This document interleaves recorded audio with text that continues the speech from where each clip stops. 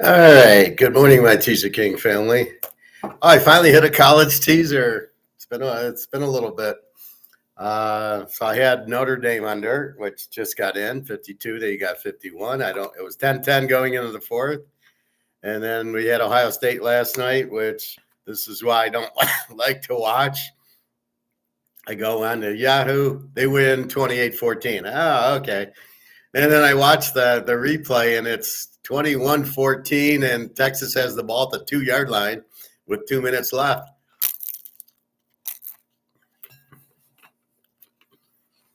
Again, terrible play calling. I didn't see first down, he didn't show it. Second down, he ran wide. Third down, he tried throwing, and fourth down, he fumbled, and they ran it back. The guy really shouldn't have ran it back. He should have. Well, maybe he should have. There's a couple minutes left. You really want to take 4 knees and let the clock run out, but I think there's a little bit too much time. Anyway, I saw the Ohio State receiver didn't do shit yesterday. Defense played pretty well, but Texas, much better offense than Notre Dame. I don't see Notre Dame doing anything. I don't know, probably another under game. Riley Leonard's terrible. Good defense. Ohio State really tough to score a touchdown on in the red zone. Ohio State, they're going to struggle scoring in this game too. This will be a very low scoring 2017 type of game.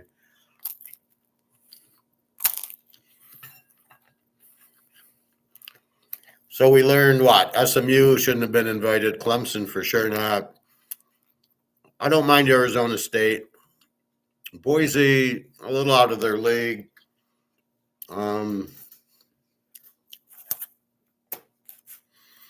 Let's see. Let's walk through this.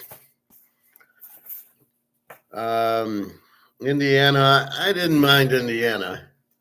Notre Dame, okay. Penn State should not have been invited. Clemson, Texas really shouldn't have been invited because they lost to Georgia twice, and that was the only team they played that was any good. Tennessee, I thought if they played the game at home, they would have won it, but at Ohio State, they had no chance. Ohio State, I'm not sure they should be there. 2 losses and the loss to Michigan. Oregon, yes. Georgia, yes. Notre Dame.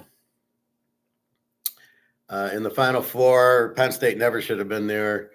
Ohio State and Texas. Here's where your Final Four should have been: Georgia and Oregon. You really screwed it up with Georgia playing Notre Dame and Ohio State playing Oregon, and allowing Texas to play Arizona State and Penn State, Boise State.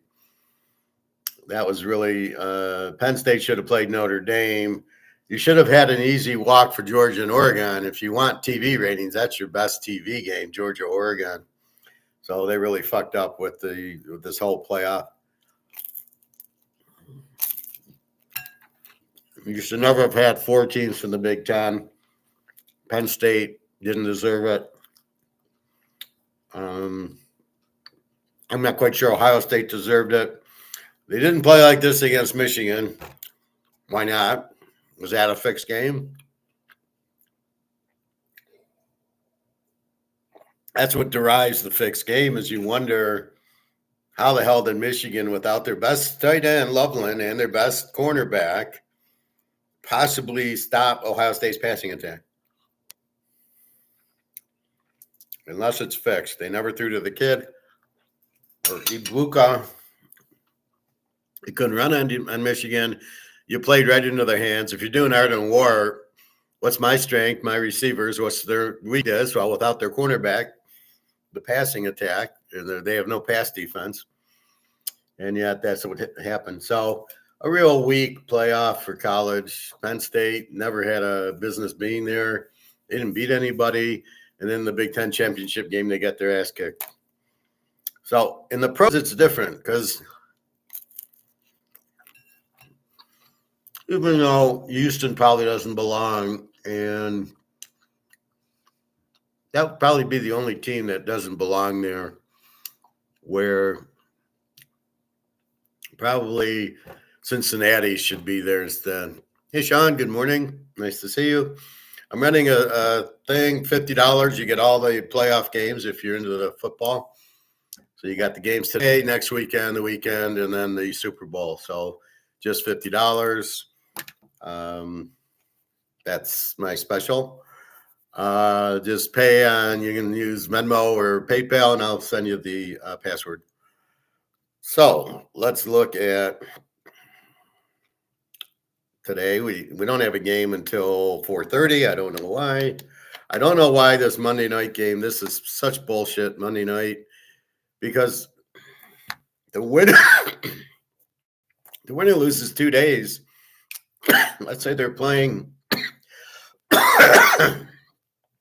Let's say they're playing at Philadelphia, LA, Minnesota. Let's say LA wins. They got to go to Philly. Maybe that's a Saturday game, and they're playing Monday night. They're totally getting fucked. I can understand the Sunday games, but the Monday night, I don't understand.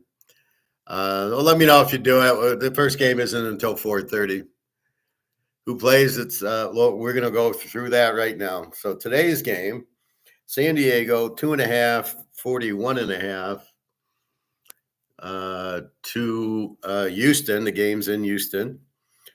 Baltimore and Pittsburgh. Baltimore 9.5 and 44. 43.5. And those are today's games. It starts at 4:30. And then we've got tomorrow at 1 o'clock. Denver goes to Buffalo. So Buffalo 8.5, 48. We've got Philadelphia 5 and 45.5. And then we've got the night game, Tampa Bay 3 and 50 to Washington. And then Monday night, we have Minnesota 2.5, 48 at Arizona because of the fires. So so now it's a road game for the Rams, not a home. They're not a home dog. They're a road dog. This spread makes more sense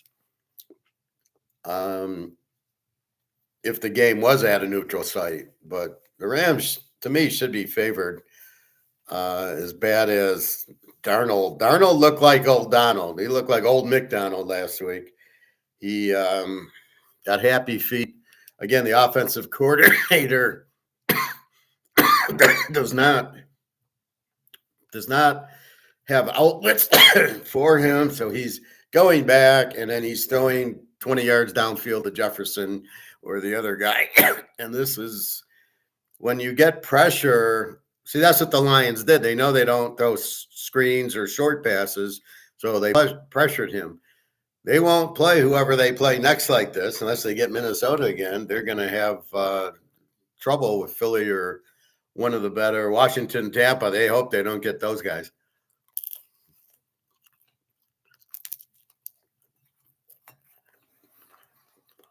That was early in the week. It was 8.5. It's been 9.5, even 10. So here it seems to be all 9.5s with the 44, 43.5 kicker on the total. And this game, really, I struggled with picking. It's not Russell Wilson. The offensive coordinator from Atlanta is terrible. And then the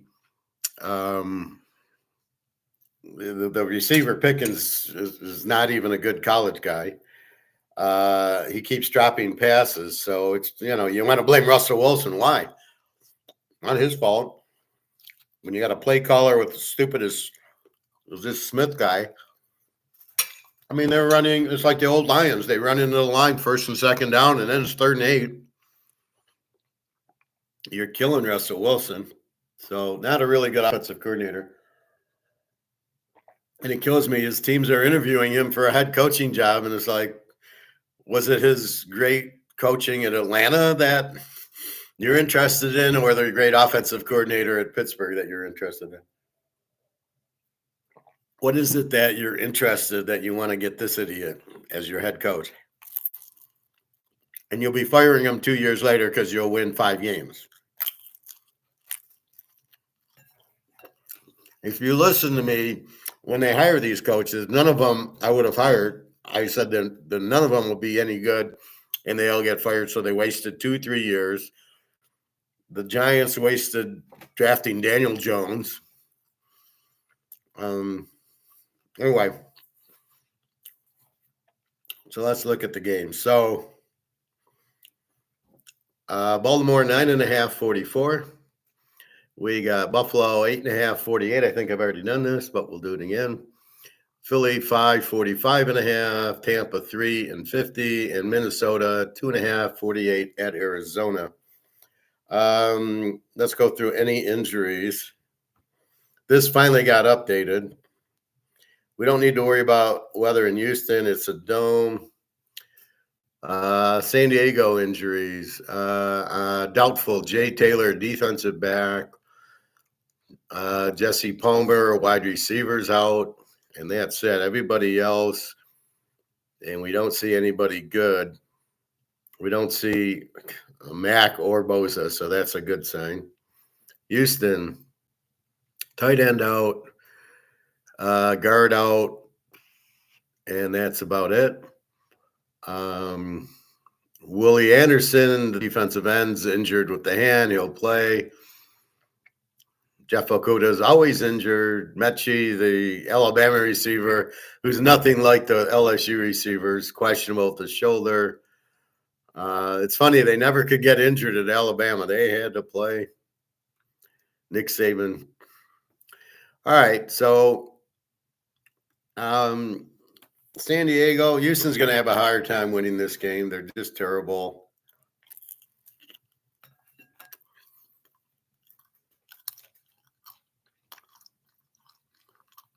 Hey, Alex. Yeah, I know I won't watch it. I'm not going to get Amazon to watch it. It's the stupidest thing in the world, putting it on Amazon, and then nobody watches it. And I doubt the Amazon numbers are accurate. It's first of all, it's Saturday night. I'm not going to, like last night. I couldn't watch the game. I don't have ESPN. I turn on, as soon as it's done, YouTube. I had the game even. Just win, baby. And I see the final 28-14, and they beat them. And then I realized after watching YouTube that they didn't beat them very good. If Texas knew how to call plays at the goal line, the Dave Casper play, for example, they would have been tied and gone to, maybe they go for 2 or go to overtime. I would always go to overtime,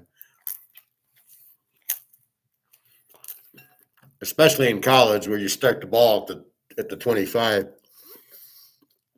There's no reason at all to go for 2.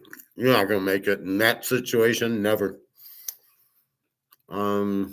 So, yeah, I don't know their wisdom putting it on Amazon. Oh, it's Lamar. A big fucking deal. We'll watch him lose. So, San Diego's the B team with an 18 defense. Houston's an under team with a 22 defense. Herbert against Stroud. A lot of trends here. San Diego is 7-0 as a road favorite this year, 10-0 counting last year, 15-2 in the teaser, 28-6 the last 2 years. Play against Houston this year, 14-3.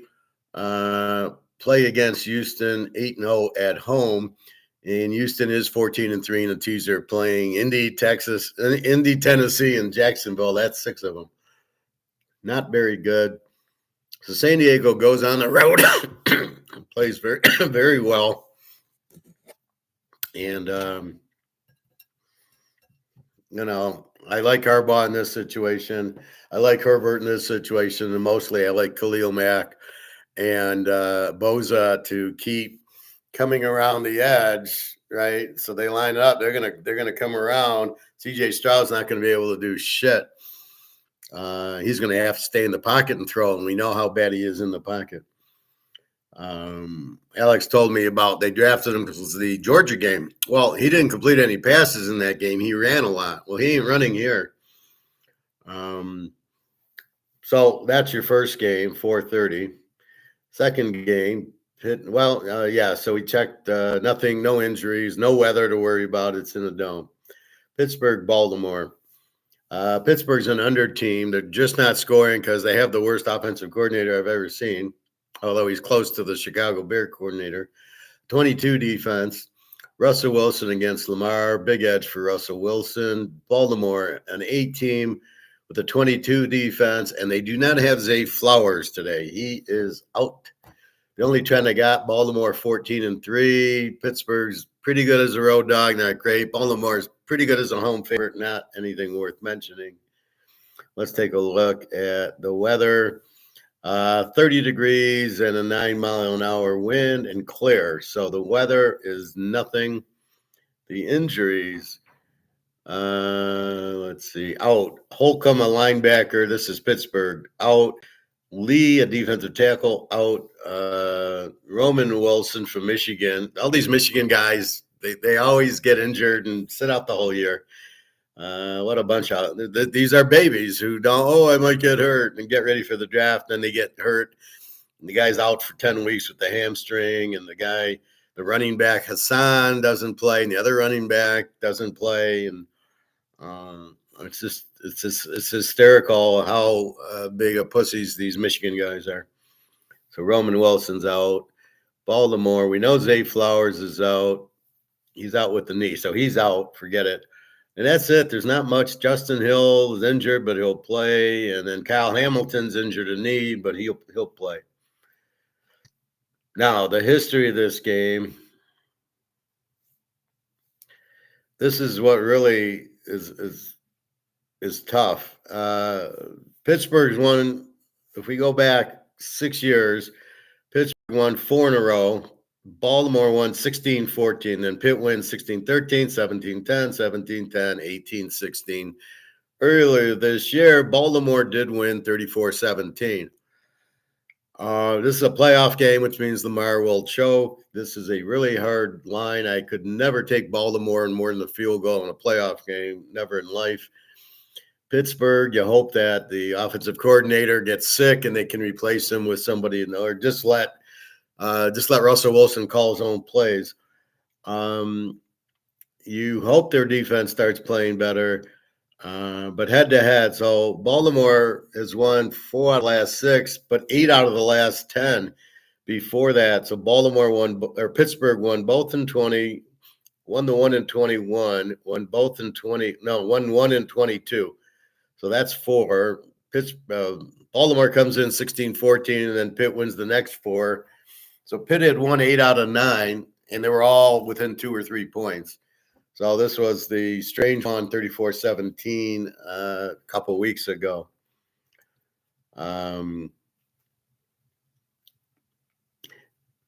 Here's the problem, Russell Wilson. So if you look at quarterbacks, they lose 19-17 to a shit defense, Cincinnati, and he's 17 of 31. It was cold out, and the guy, the receiver, who I keep forgetting his name, dropped 5 passes because it was cold out.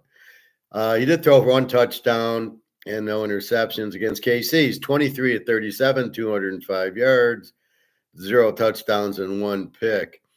Against Baltimore, 217 yards, 22 of 33, 2 touchdowns and a pick. So no pick last week. And against Cincinnati, to score 17 points, the offensive coordinator should be fired right away. Against Philly, they lose 27-13. He's 14 of 22 for 128 yards and a touchdown, no picks. That's against the best defense in football, Philadelphia.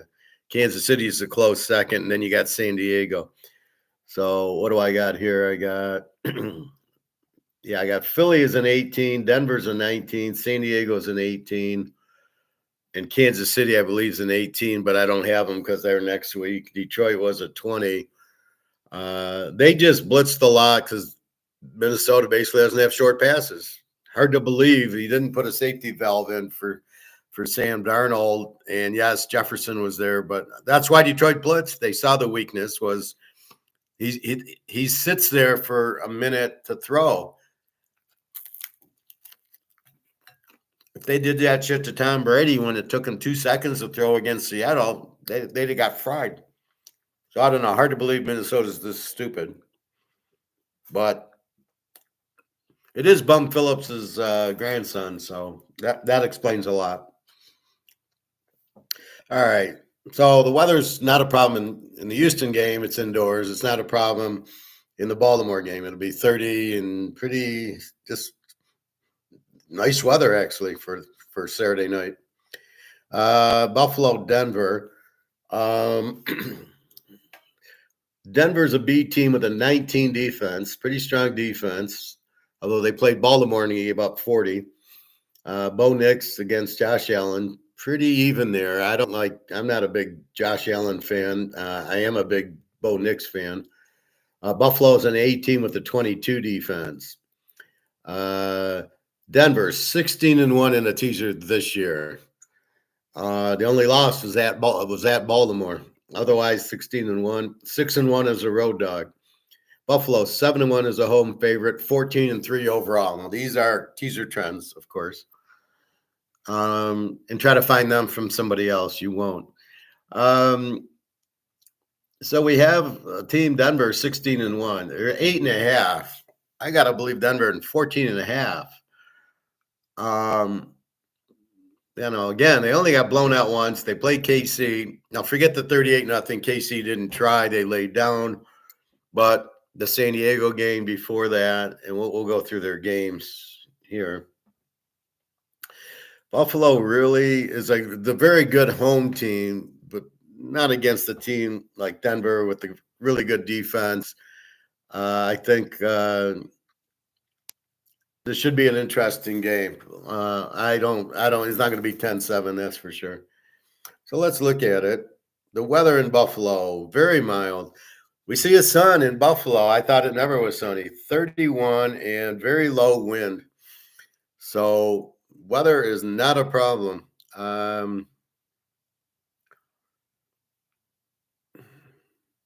So we look at Denver. They beat KC 38-0, which doesn't count because they didn't try. They lose 30-24 to Cincy. Cincy had to win it, and it was an overtime. They lose to San Diego 34-27. They lost to Kansas City 16-14, and then I said they lost to Baltimore 41-10. That was the only time they lost. So Lamar, pretty good running quarterback.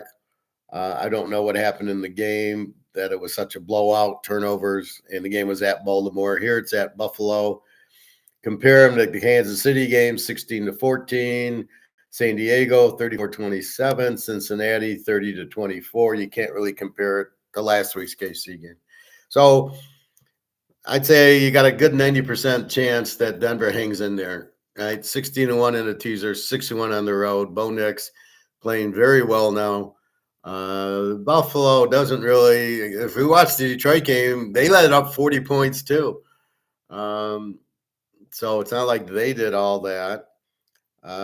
Let's see, Josh Allen. I love how he started the game last week, just so he could say he's, it's I've done it again. They lose to the Rams 44-42. He was 22 of 37, 3 touchdowns. They beat Detroit 48-42, 23 of 34, 2 touchdowns and no interception, 362 yards, which is what I was expecting from Minnesota last week. They beat New England 24-21. He looks terrible. 16 of 29, 150 yards. Against the JETSs, he's 16 of 27, 2 touchdowns, 182 yards. And he didn't play against New England last week, a loss. Let's see, their notable wins. So they blow out the JETSs. They beat New England by 3. They beat Detroit by 6, lose to the Rams in a high-scoring game. They couldn't handle Puka Nacua and Cooper Kupp. Does Denver have that type of passing? Because Buffalo couldn't handle that or the Detroit passing. I think with Knicks, they're okay. I don't know how good their Mims is okay. But you got Sean Payton's the ace in the hole. He'll design plays that'll work here. They beat the Niners. They beat KC by 9. We're getting 8.5 in a lock. That hurt. They beat a bad Indy team, a bad Miami team, and a terrible Seattle team. So of the good teams they beat, really it was Detroit and Kansas City. So they did beat them just by a little.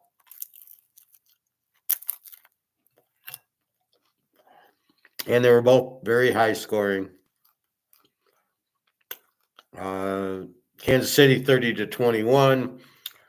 The Niners 35-10. The Rams 44-42. Lions 48-42. The JETSs 40-14. They're scoring in the game, right? That's why I don't really look at the unders here with the totals. Denver with the 19 defense. Yeah, Detroit had a 20 defense. They put up 48 on them. KC with the 18 defense, they put up 30 on them. So got to be careful. Let's look at injuries. Denver, offensive tackle out. That's it. Buffalo, whole lot of injured, but is anybody out? No, but 15 are injured with wrists. And Kincaid, the tight end from Utah. Hamlin, the safety with ribs. Milano is always hurt with the biceps. Smoot, the defensive ends, injured with the wrist. Amari Cooper, he's always injured. All these Alabama receivers are always injured. Julio Jones he had a hamstring injury for 5 years, and this year he had a concussion injury the whole year. Really reliable, these Alabama guys. Alex Stroud was 23, 34, 30, 40, 4 touchdowns in the bowl game versus Georgia. Okay, and how is that relevant with now? Let's see. Green Bay, Philly.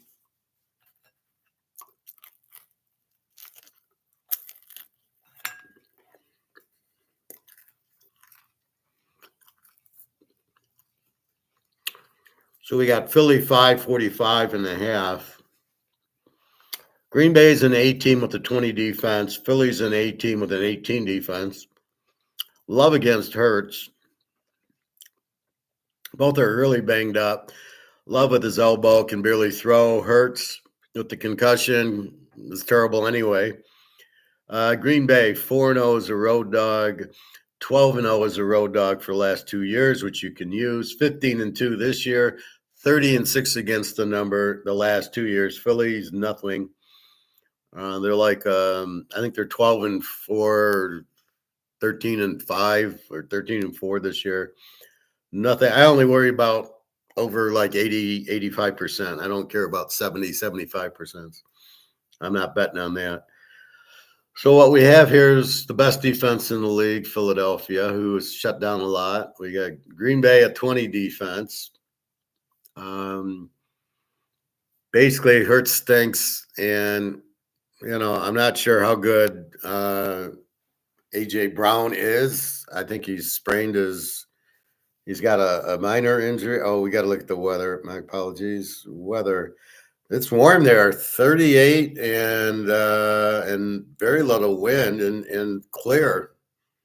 By the end of the game at night, it's 33 and a 3-mile-an-hour wind. We're not getting any weather at all.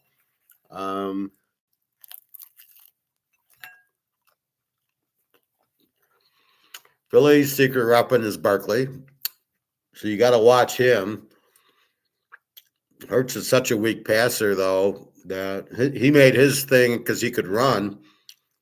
You got Barkley, you don't need him. Now they need a quarterback. 18 defense, though. All the Georgia guys are playing well. Green Bay, their Georgia guys back, number 7, the safety. Although I think Jameer Alexander's out. I think he's out for the year. Didn't I check injuries? Maybe not. No, I don't think I did. All right. Injuries. My apologies. Willis has a right thumb. Love is injured right elbow, although he's going to play, but he's got an injured right elbow. Don't think he's going to be that good. Zay Alexander's out. Quay Walker, my Georgia guy, number 7, is questionable with an ankle. He'll play. Georgia players play. Alabama guys cry. Bulla, that's it. And then Philly, Devontae Smith injured back. How good's he going to be? He's been a major disappointment. You saw him in college. You thought he was good, and he stinks. B. Young, a defensive tackle's out. Keegan, a guard, is out.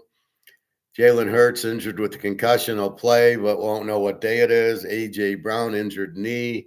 Kenny Pickett, injured ribs. N'Kobe Dean, another linebacker from Georgia, is injured with an abdomen, but no big deal for him. And Will Shipley, the guy from Clemson, I can't believe he's in the league, injured ankle. So the only guys that are out are a guard, a defensive tackle, and that's it. But you got the receivers are both injured. This smells like an Army-Navy game. They're going to run Barkley 35 times. Green Bay really can't stop them.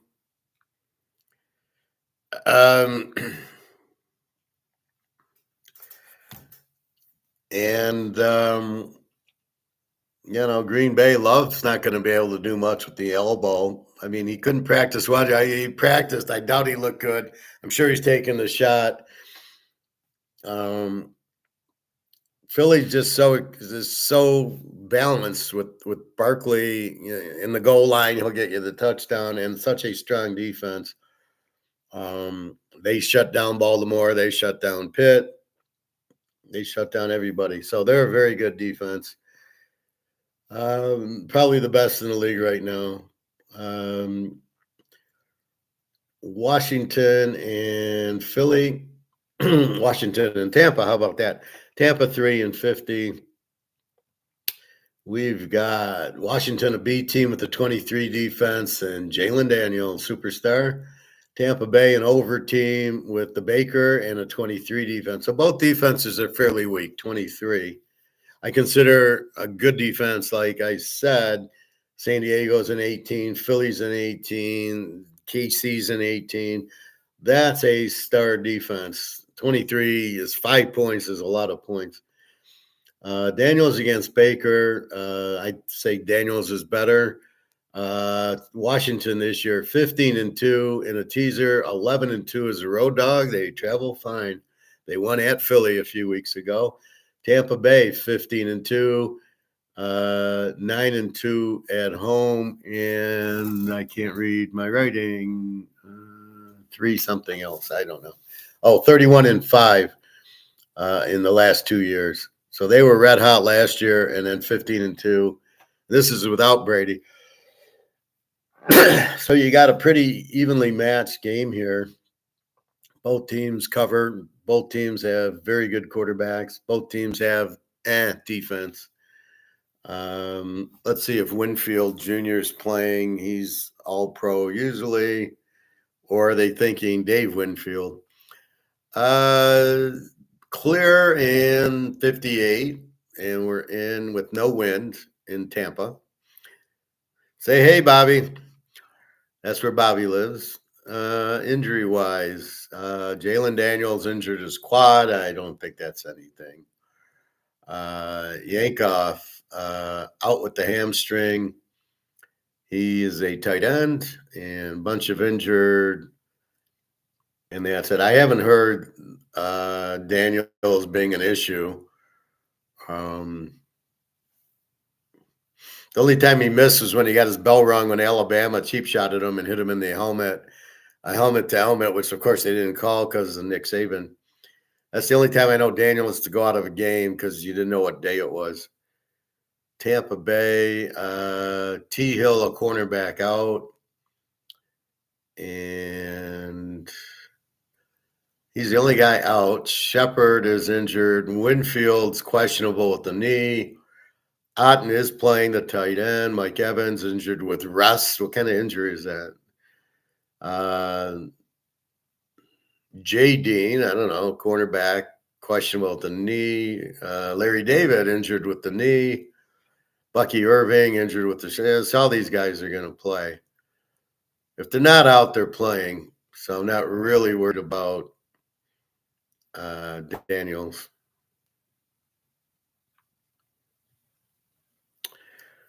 So you have pretty weak defenses, and Daniels against Baker should be quite a show there.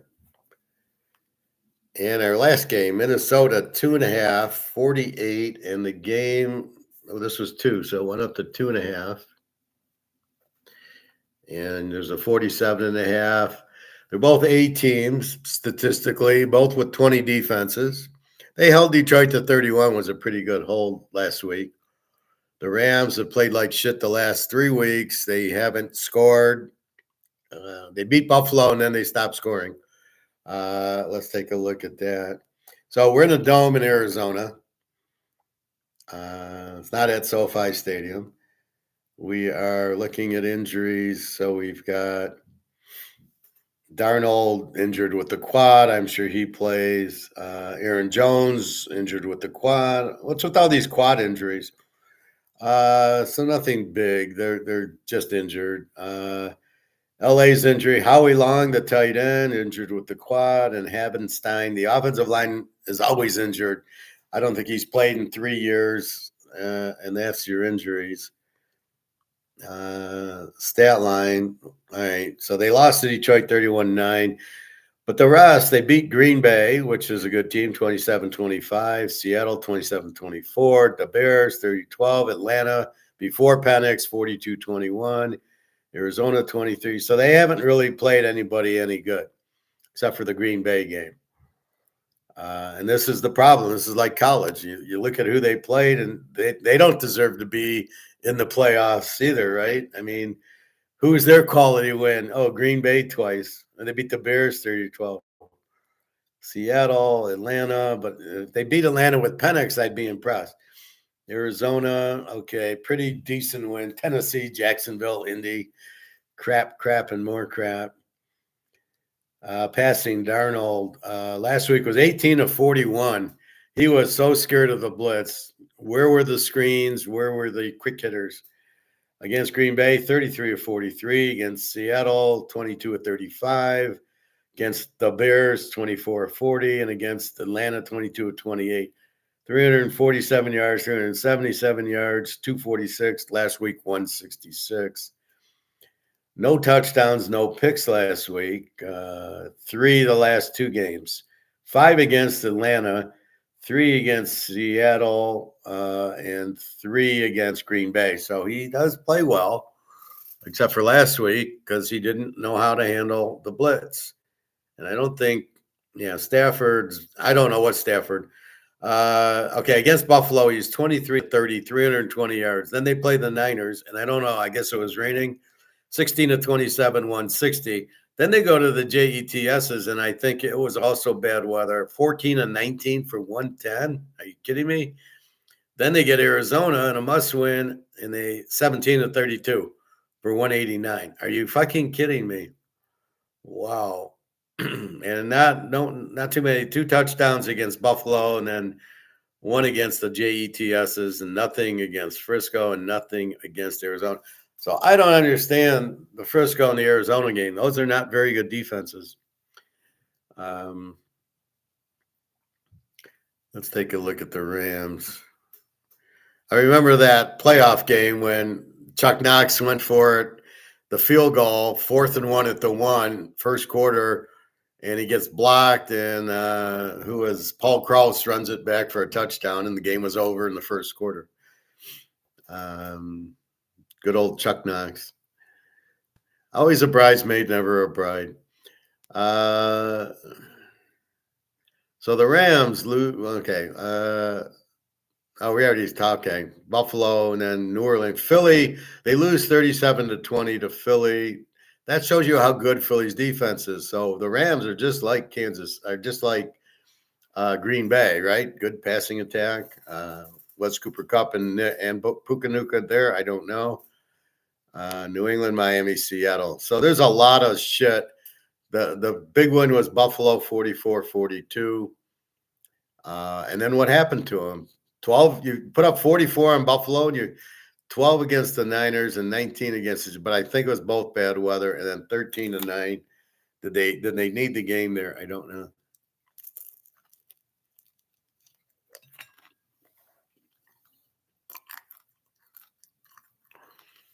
Well, Stroud did run a lot against Ohio State. If you notice the end of the game, he did. He was running quite a bit. In the first half, he did hit Marvin Harrison a few times, and then they adjusted to him. But I always refer to the Michigan game because that's really the game.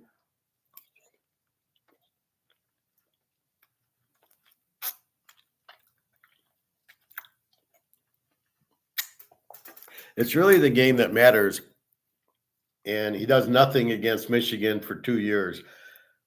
And against Georgia, it was a different matchup. Remember, LSU played with Daniels, played Georgia for the SEC championship game. It was like 60-40. But again, Stroud in the Michigan game did nothing, basically. So I look at it like that, where if he's that good, you at least score 10 points in the Michigan game. So they scored a lot on Georgia, but so did LSU. So anyway, he doesn't do anything. He wants to roll out. He's just not a good quarterback. So anyway, I go by the facts. I go by what I see. All right. So that's your Monday night game. Teaser trends. Minnesota an 18 with a 20. Rams are an 18 with a 20. I mean, Minnesota was an A team except for last week. And I stayed away from them last week as a dog and went over with the game, which I can't believe. I almost won it. I had 46, and it was 40. And if they scored at the end, either team, I get a 47. Now, Minnesota twice got the ball at the 2-yard line and came away going for it on fourth down and not getting shit because their offensive coordinator didn't call running plays or the Casper play action pass play. So that's 14 points. That's more than enough to win. But you can't. The Lions with the backups, and you can't figure out how to get a touchdown inside the 5-yard line. First and goal twice, 3 times. So Jefferson dropped 2 passes, which I wasn't happy with. Well, he dropped the one on the end line. The other one, he's in the corner, he's wide open, and Darnell throws it over his head. Now we're back to going, is Darnell any good? Because that's really the make of the quarterback and that's why I say Stroud against Michigan. It's not what you do against weak teams. It's what you do in the big games. Stroud didn't show up against Michigan 2 years in a row. Daniel didn't show up last week. He beat Green Bay. Now this is his whole thing here. He wants a contract. You got to beat Minnesota or the Rams. If you play like you did last week, you'll never play in the league again. But how have you been playing this well for this long? Right? He's played very well for the first 16 games, 17 games, 16. So we'll see. I expect Minnesota to play better here. Minnie's 6-1 as a road favorite, 15-2 overall, 10-1 as a road favorite from last year, and 30-4 in a teaser the last 2 years. The Rams play against Minnie as a road favorite is 6-1.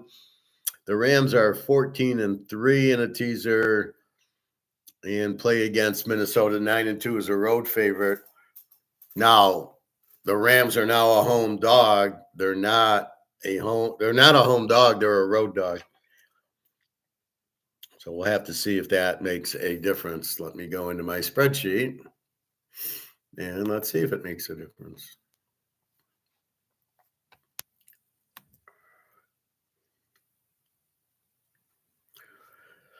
So the Rams, 5-1 as a home dog, 3-1 as a road dog, and 3-1 against as a road dog. So they're 14-3, 13-4 against. It really doesn't change anything, but we can go back to 24-23. So the last 2 years, which Stafford was there. The Rams 7-1 as a home dog, 9-3 as a road dog. Bet against 6-2 as a home dog, which you don't care at 9-3. So they played pretty close games on the road. Where Minnesota's 10-1 as a road favorite, 9-2, and this is last year. So let's quickly look at some stats.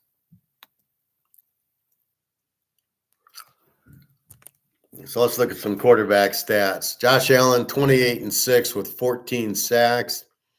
Lamar, 41-4 with 23 sacks.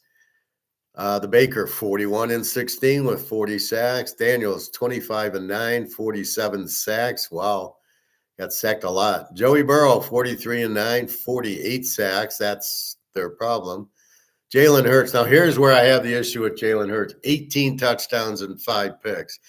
Lamar, 41-4. Josh Allen, 28-6. Joe Burrow, 43-9. He's 18-5. That's a big problem. Jordan Love, 25-11. That's a big problem. A lot of interceptions. Sam Darnold, 35-12. So compared Hurts to Darnold, 18-5 to 35-12, or compare him to Love, 25-11 to 35-12. Bo Nix, 29-12. Not a bad year. He started 0-5. Herbert, 23-3. Mahomes 26-11, and Penix just played 3-3. Russell Wilson, again, here's the problem: 16-5. Although he didn't play the first 4 or 5 games, so that's okay. Here's your Stroud, 20-12, 52 sacks. That's your problem right there. 52 sacks. I think he's the league leader. The next, no. Caleb's 68 sacks is the league leader. 68 sacks. Jesus Christ.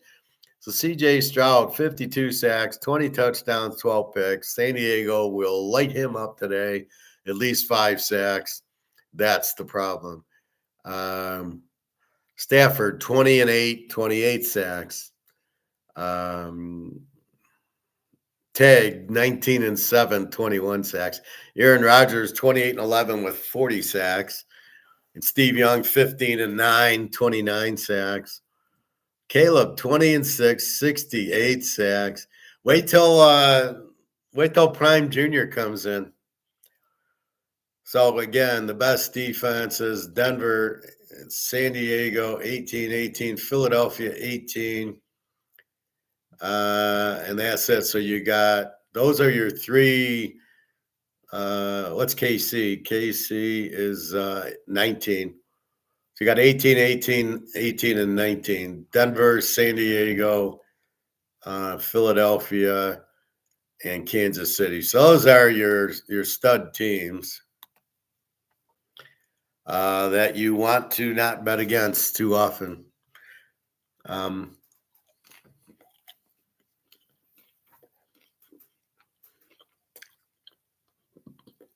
So you can see why I pick on certain quarterbacks.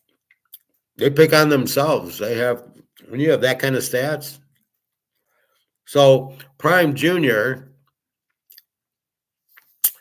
let's have some fun. Let's look at his stats. Prime Junior, 35 touchdowns, 8 picks. Oh, and only 38 sacks. 327 yards passing and 70 yards running for Colorado. So we'll look at the quarterbacks closer to the draft. He's not the number 1 quarterback or the number 2 quarterback. I don't know why they're just dismissing Dylan Gabriel. I see nothing out of viewers. I see nothing out of Ohio State. I thought Will Howard was better. Allard's terrible. Notre Dame, Riley Leonard's terrible.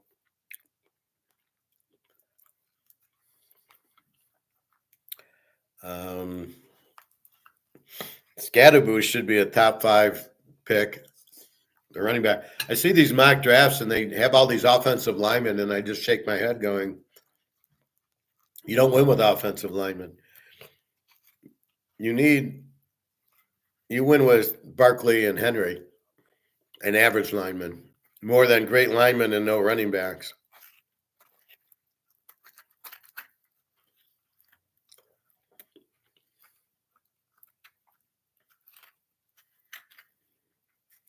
AKA Herschel Walker, Bo Jackson. Do you think they had good offensive lines with those guys? Does it matter? Bo Jackson, does he need an offensive line? You can have 5 tight ends sitting out there. But anyway, that's where I get it from. I look at the stats and how they play in a big game. So let's see what Darnold does. Let's see what Stroud. Let's see what Herbert does today. Russell Wilson, he's won a Super Bowl. I'm not worried. Oh yeah, Lamar hasn't. Lamar in a big game chokes. I don't know. Here's where it gets difficult. Pittsburgh has sucked, right? The last many games. So I think, are they going to turn it on against Baltimore in the playoffs at Baltimore? Zay Flowers is out. I'm really struggling how to play this game because I don't have Zay Flowers. And is Pittsburgh that good? Pretty much, I've played the other 4 games, or the other 5. I could get comfortable with for me, I look at the game and I either see the picture or I don't. And I don't see it in Baltimore. I think the initial thought is take Pittsburgh in 15-16 as a road dog. They're a good road dog. Baltimore always chokes in the playoffs, especially against good defenses. If that guy on Pittsburgh can't catch, and I can't remember Pickens, if for some reason I can't remember his name, if Pickens can't catch the ball, he shouldn't be out there. He should go back to college. But I don't see, they got to be able to play defense, Pittsburgh, and they know how to play. They've played Lamar enough, so it's not like they don't know how to play him and see him. Now Henry's a different flavor on there, so you've got a 2-headed monster. Even without Zay Flowers, he's not good. But Pittsburgh doesn't have receivers, and their handicap is their offensive coordinator is terrible. So it really is a hard dog to play. I can't play Baltimore without Flowers. And then that leaves you with the totals, which I don't know what I'm getting. Pittsburgh's defense has sucked lately. Baltimore's defense is very weak. But if Pickens can't catch the ball, it won't really matter. So we will see. But there's bigger fish to fry. I do have one lockout here, and then we'll go from there. So that's pro football. Any questions, comments, please let me know. Again, $50. You get these games. There's one lock and the other plays, and then you get next week and the week after and the Super Bowl, all for a low, non-inflated $50 price. No inflation here. We don't raise our prices because of inflation. We buy gold because of inflation. Let's see if we got a line on. Let's see. I'm going to give you my line on next week's game. So we've got ND, OSU. My line is going to be Ohio State -7. I haven't seen the line. I'm saying they're both A teams. Ohio State with what did they win? 28-14. And Notre Dame won 27-24, just enough as I'm under 52. So that 13 is going to stay for Ohio State. Notre Dame, their 13 is going to move up to 14. So you got 2 pretty good defenses. I don't usually pick the totals. I more or less pick the lines. So now if I pick a score, what would my score be? That's going to be 20-17 Ohio State. That's my score. They're not going to score a lot. Now, let's see what the line is. Ohio State is 8.5 and a 9.5.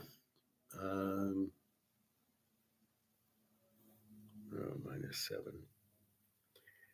8.5 and 45.5. All right, so my play's already made just on site. 8.5's a bit high. I see some 9.5s too, which I don't understand. Notre Dame came back against the decent Penn State defense, Ohio State's defense. Really shut Texas down, but Texas didn't know how to run. If Notre Dame gets the ball close to the goal line, they're going to score. They're going to run the ball in between Leonard and the other guy. Texas wanted to throw too much. You cannot throw at the 5-yard line. Okay, I don't know why they keep trying it. It doesn't work because there's no room for the secondary to go. There's 10 yards to cover, so they don't worry about the receiver going long. They just grab the receiver and hold on, and he's got no room to go. Half these receivers have no idea how to get open or how to run crossing routes or anything like that or anything. So it becomes a really difficult thing. I'm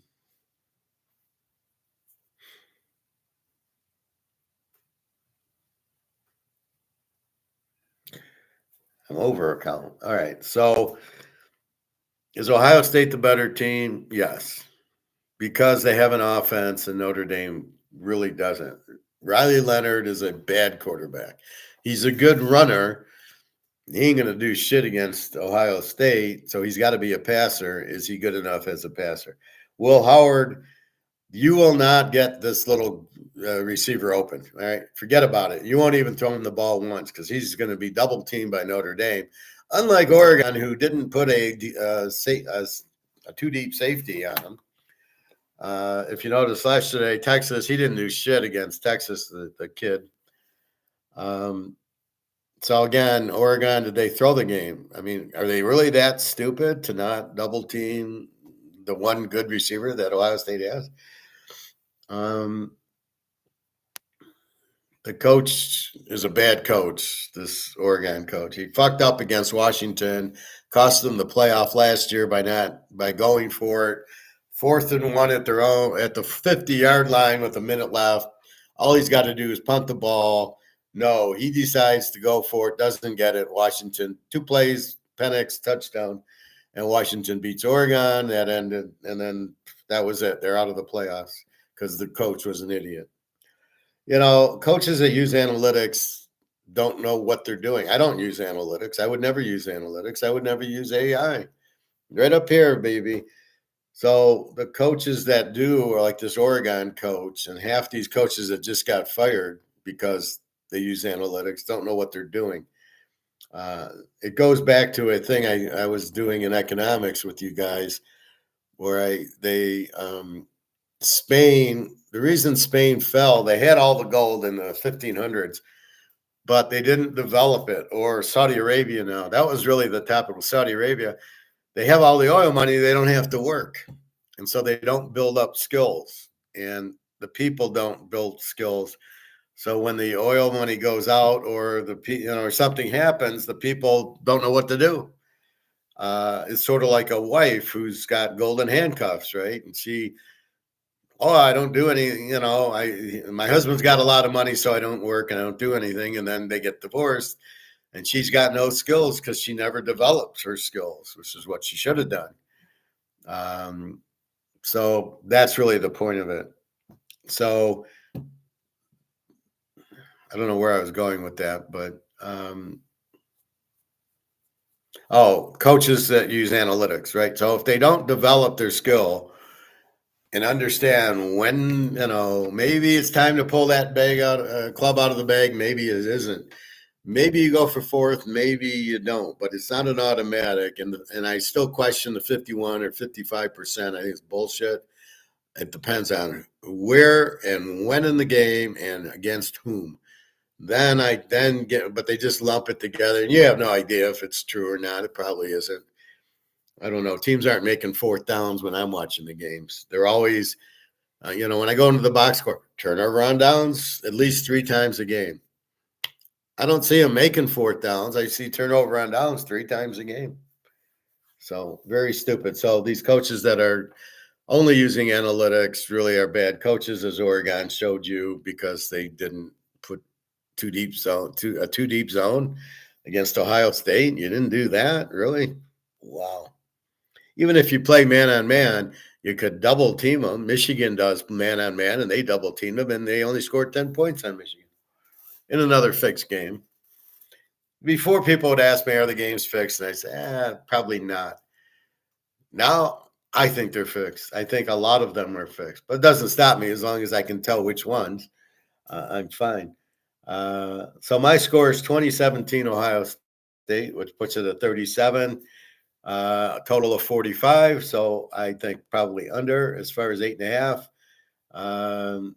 I think if you get a 9.5, you're really fucked. I think you go Notre Dame. I don't think Ohio State's going to kill them. Notre Dame came back against Penn State, who really, their quarterback sucks. It's about the same quarterback. They have a pretty good running back and pretty good defense. Penn State's defense is 16.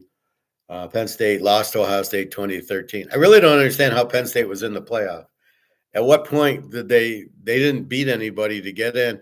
And that's the problem, where you don't have it in the pros. The pros are basically, you won your division, you're in. In college, it doesn't make any sense, because now you've watered down the divisions with 20 teams in it. So now you really need an East and a West, but they don't want to do that. So the SEC's 20 teams, the Big Ten's 20 teams. And it's like, well, okay, whoever wins the conference is in the playoff. That's it. Then you'll see a better schedule and better games, but otherwise, it's just stupid. All right, so we got 8.5, 45.5 Ohio State.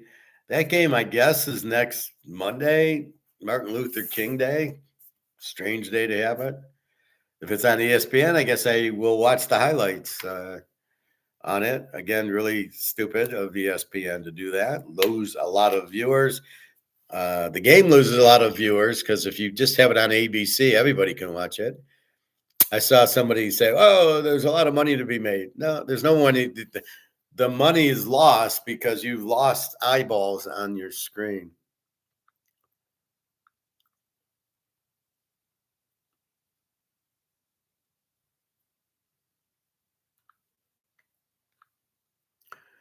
All right. We found Mark McGwire after 2 weeks off. Rest in peace, Comax, which is really exciting, which is what we're going to talk about now. I think there's an Egon first. All right, let's watch Egon, and then we will go back to Mark McGwire. I knew that we were going to go into gold, but of course, we'd had a period since 1980. Gold went from $35 in 1971, when the gold window was closed by Nixon, to $850 in 1980, and then it went down for 20 years to $250. And of course, all the central banks were selling at the bottom. Best sign ever, of course. We thought the bottom was there, and it was on the way up. We decided to go in and spend big amounts of money on gold. That's ourselves, plus the people we were advising at the time. And that was 2002, so we bought gold at $300. Since then, we really never looked back. 100% free, no strings attached.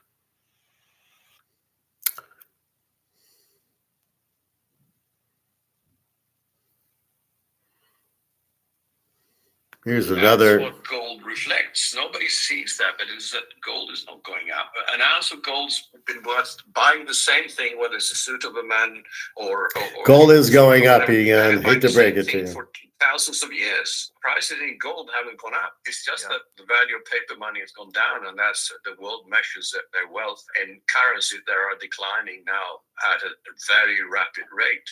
And you and I think that that's going to accelerate in coming years. I mean, the end of the monetary era first normally leads to inflation, hyperinflation. And I think we are seeing that in the real prices, not in the government fake figures, inflation figures, but the real prices are going up dramatically now. And this is why we come back to gold again.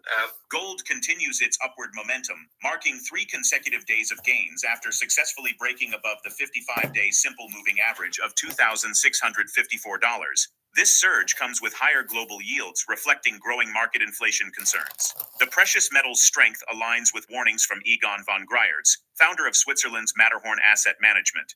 Von Greyerz, known for his expertise in wealth preservation through precious metals, emphasizes that gold's apparent price increases reflect the declining value of paper currencies, rather than changes in gold's intrinsic worth. He argues that gold has maintained consistent purchasing power throughout history, serving as a reliable store of value for thousands of years. Market attention is focused on the Federal Reserve, with multiple policymakers scheduled to speak on Thursday. The recently released December Fed minutes provided little new insight regarding interest rate expectations for 2025. Meanwhile, the cryptocurrency market has experienced significant pressure, with Bitcoin posting substantial losses this week amid soaring yields, a scenario reminiscent of the 2023 market conditions that preceded the Silicon Valley Bank collapse. Federal Reserve officials see a rising risk that inflation may remain sticky in the U.S. as policymakers begin wrestling with the impact of policies from the incoming Trump administration, according to the minutes of the U.S. Central Bank's latest meeting. Von Greyerz raises particular concerns about official inflation statistics, suggesting that government-reported inflation rates may not accurately reflect real-world pricing. The government lies? The current market dynamics and President-elect Trump's announced policy initiatives, including stimulus plans and tariff reforms, have intensified traders' concerns about potential. All right, tariffs.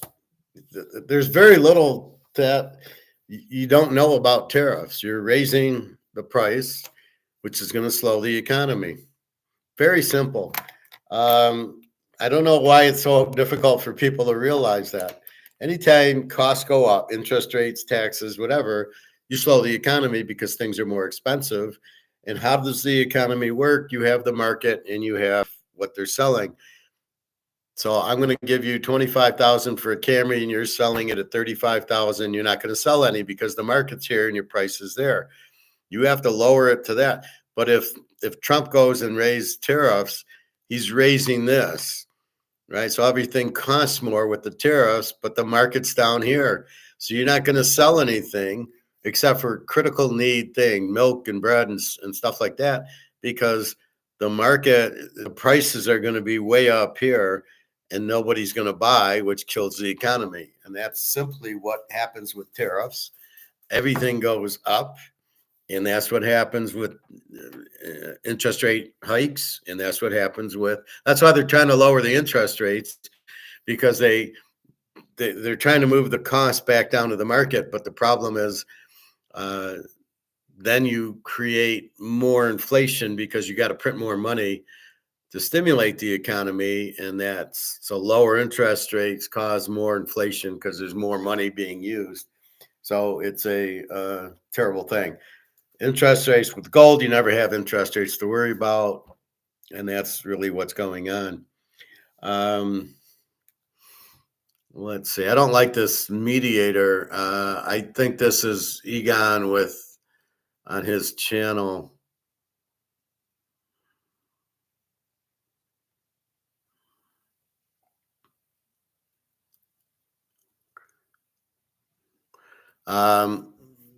Biden gives George Soros a medal. Like, not only is he not an American, but he gives him a medal of great service to America or whatever. I almost fell over. George Soros is a Nazi who's in charge of all these left liberal things that has caused a lot of corruption, bad left Black Lives Matter, corrupt judges and district attorneys who will not do the laws fairly, and you're giving this fucker a medal? No. George Soros doesn't deserve a medal. Here's one. This is Hillsdale College about the danger of digital currencies. You know what eating cinnamon can do to your heart? Cinnamon is a common spice made from the inner. I know I eat it, so shut the fuck up. Stands for central bank digital currency. It is a currency issued directly by the central banks. It can be done on a wholesale basis, which is to essentially allow the commercial banks to issue it on a retail basis and do the management of it on retail, and then relate back to the central bank, which will be a wholesaler, or it can be done directly by the central bank doing directly a retail CBDC. The challenge with CBDC is it gives the central bankers complete control and the ability to program your money. What it does is it gives them the ability to say what you can use your money for, where you can use your money. It's called programmable money. Some people call it smart contracts. I call it very stupid contracts. But it gives you the ability to issue programmable money and do complete surveillance and control of where and how people use their money. Now, I say that CBDCs are quite dangerous, and they are. However, it's very important to understand that this kind of complete control comes about not through CBDCs, but having an all digital monetary system. So what we want to stop is an all digital monetary system, because it is possible to do the equivalent of CBDCs on a private basis. So I can use merchant codes with your bank account and your credit card. I can kick you off your online payment systems if I don't like what you're saying on social media. There are many different ways if we go to an all digital financial system. We have digitized throughout our economy. So our homes are full of digitized equipment that can be identified and surveilled. Our cars are more and more electric. They can be stopped remotely. The thing to understand is if we go to an all digital transaction system, financial transaction system with a digital ID, so I can tell you're you and I'm me with great precision, then suddenly all those different digitized items and equipments and systems snap into one complete control grid. And the key to that snapping into the control grid is the digital ID and the all digital monetary system. Now, let me tell you what that looks like, because we don't have a financial problem. We have a governance problem. If you do it in a system where a secret governance system that is non-transparent and outside of your control, if that gives them the power to basically turn on and shut off your transactions, we're in a coup d'etat world. By creating an all digital transaction system with a digitized economy and a digital ID, suddenly the central bankers now control fiscal policy. They can determine where you go, when you go. So let's go back to the pandemic. During the pandemic, if the lockdown said you can't go more than a mile from your home and you can only go that on Tuesday and Thursday, in an all digitized economy with satellite flying overhead, they can literally track you. And if you don't do what they say, they can turn off your money. Now, what this means is you not only have usurping of the people's representatives, but you have a usurping of the state powers. So under the Constitution, the powers not delegated to the federal government are the reserved to the states. But now the central bankers asserting line of fiscal policy, making the rules and enforcing them centrally, can literally control healthcare or other powers reserved to the states, and by the ability to literally control your financial transactions. The way to make that transition is just say total control. If you don't eat cricket flour and synthetic meat made in the lab, we'll turn off your money. Use cash, encourage the local businesses to use cash, encourage your local banks to support cash. You can always use cash, and you can use checks. Keep the cash and check systems going. Folks who have stopped driving at night because of vision problems, try this simple ice hack with... Okay.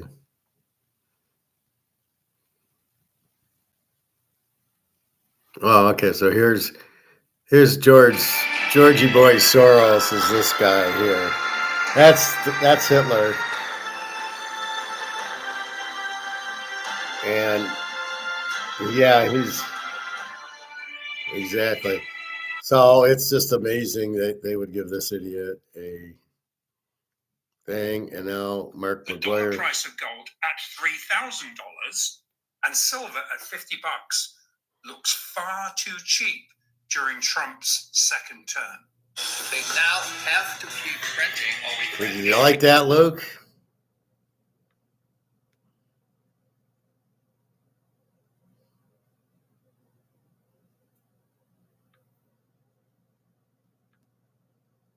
Our very first episode back in 2023, 2 years ago, just as the Basel III regulations took effect, there was a lot of questions, and you were the first, to come out and start talking Basel III when no one could even spell it.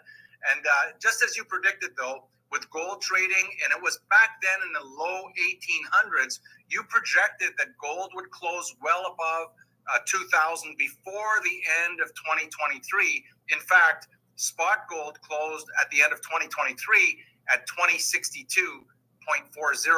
Now, during our first episode a year later, or a year ago now, episode of 2024, you assessed that the Basel III, again, we started off with Basel III, and the physical gold effect alongside with the physical markets being settled outside of the COMEX would force a fiat price of gold to rise exponentially. In fact, despite multiple COMEX attempts to cash settle gold, physical gold demand forced gold to rise strongly during 2024. Everyone witnessed that as you projected. In fact, closing the year end at about $600 an ounce higher. Yes, Shane, as a reminder and to update new subscribers, of which we have many, following Basel III, NSFR conditions being imposed on the 10 times larger foreign exchange market liquidity providers, every single bullion bank has actually been coattailing every global central bank, except the Fed, that is, and all these first-tier market-making bullion banks went long physical gold and silver, coattailing the central banks, and they went long for their own books, naturally, because they got a view into the physical markets. So when we look at the makeup of what is counterintuitive house insider gold suppression footprints, which we evidenced into the close of the 24-year trade, we're really talking about the three agent bullion banks forced to act on behalf of the Fed, who remain the only global central bank still trying to cap the dollar price of gold. I mean, it's ludicrous, but it's happening under our watch. Now, many of our subscribers' questions during 2024, as you've just elaborated, they sought to understand if the Feds have unlimited pockets, fiat pockets, which they do, so they could really continue to fly. Could they not continue to flywheel this 50-year price suppression scheme, which is what the COMEX was specifically formed to do? Namely, that was after Nixon suspended the dollar's convertibility into gold, so that they could synthetically dilute thousands of tons of gold to dissuade foreign central banks from swapping their unbacked dollars for physical gold, because they were trying to keep the price. So they were trying to keep the price volatile and wrongly positioned. Now, while it's true, that the Fed has virtually unlimited printed dollars to keep the siloed COMEX over 50-year price capping scheme rolling, following Basel III, recategorizing physical gold as a first-tier asset class on the 1st of January 2 years ago, almost 2 years to the day, it forced the 10 times larger global-facing foreign exchange markets to back the $17 trillion a year foreign exchange gold offerings with bullion, thereby limiting the house's ability to keep fractionalizing what is a rapidly depleting stock of house leverage bullion bars. Now, despite gold rising by over $600 per ounce despite their best efforts to dilute the gold price against a rising dollar, all that happened was the Fed revealed its weak poker hand. But following this over 50 year legacy gold price suppression, they are so deep in, they had little option but to double down.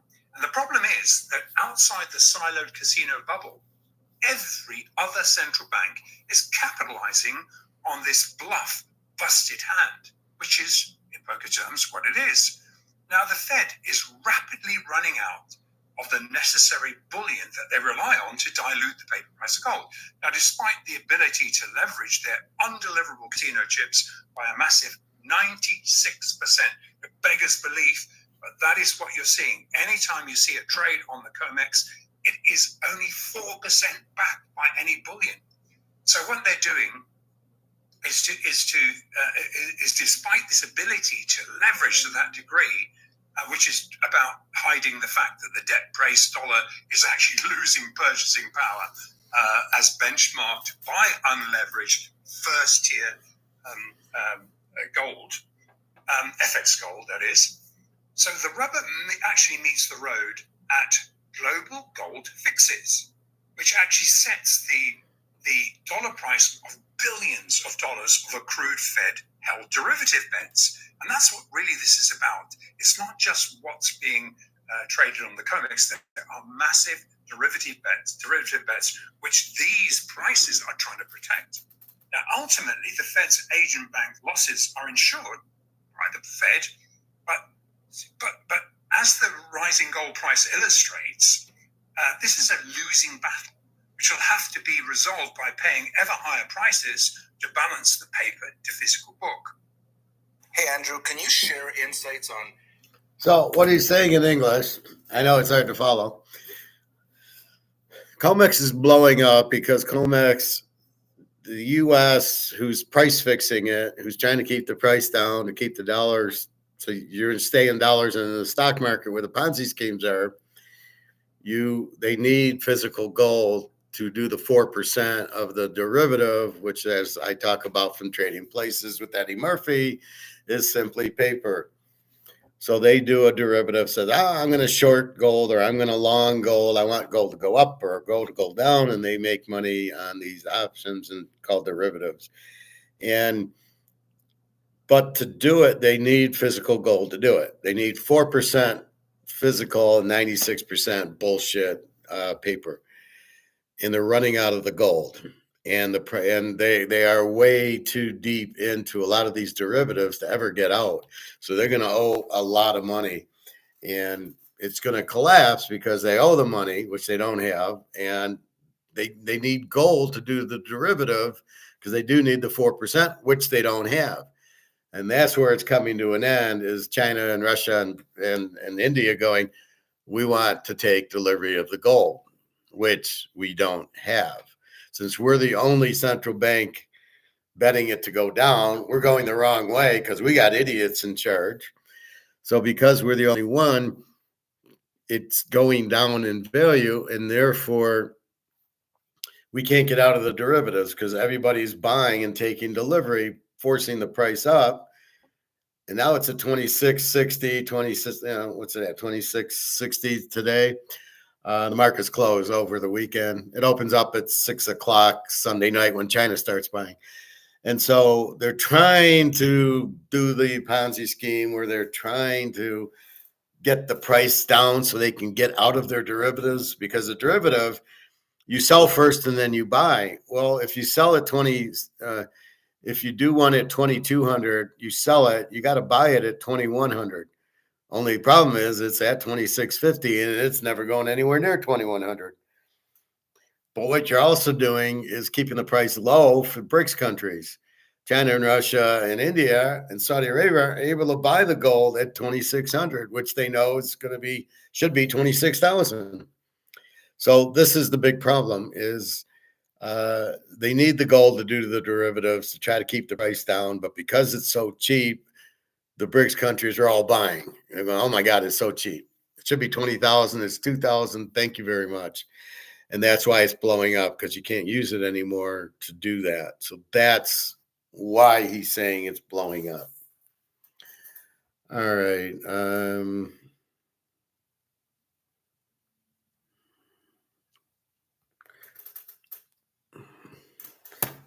Let me get some more water.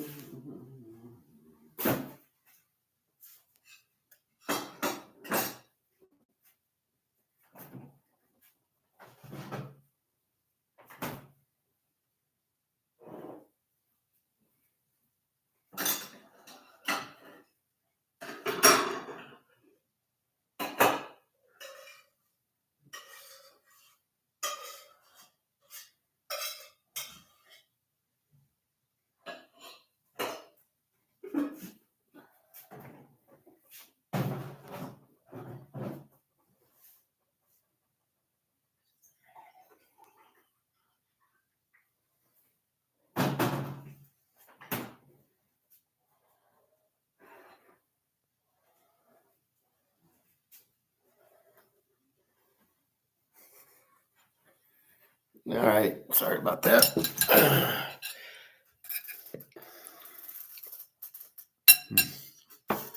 All right. Back to the show. And Andrew, from what we were discussing ahead of the episode here, you're looking for much higher prices in 2025. Can you step us through this, please? Yes, Shane.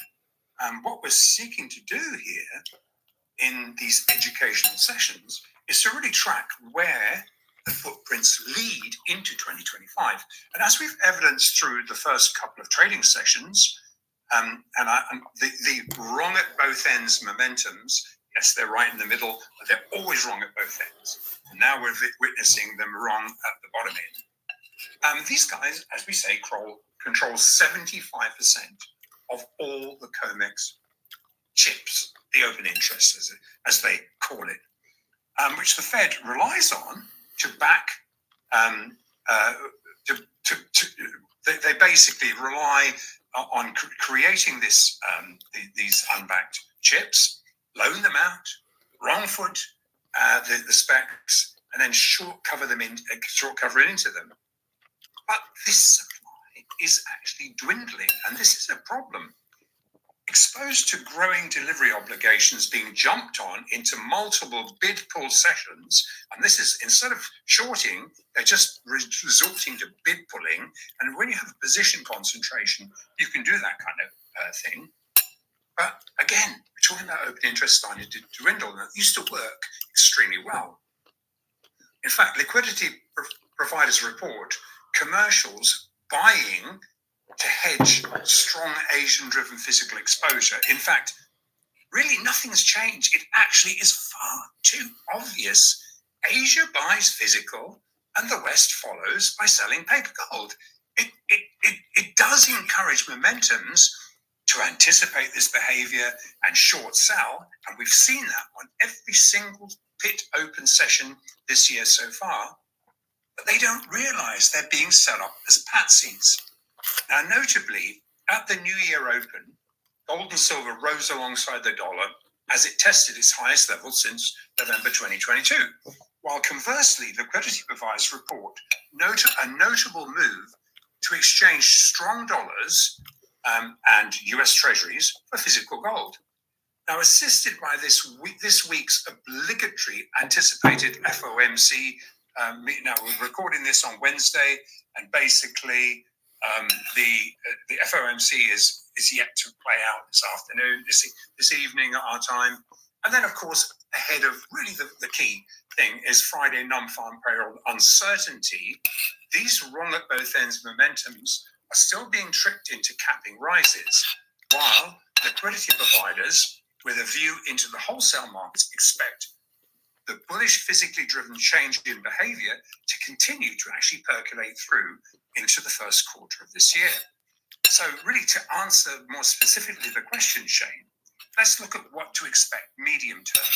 So in order to do that, let's look at the real supply-demand dynamics that we are evidencing out of China as it actually provides a really good look under the contaminated smoke and mirrors Western market view. So, this to explain, and really what we're trying to do is explain how this 50-year-old game is starting to expire. So, these are facts. As per the PBOC, into November's synthetically gamed Western-driven gold discount, where everyone was wringing their hands saying, oh my goodness, we're going to now drop down to 2,300, 2,200, even 2,000. We had all these calls coming out.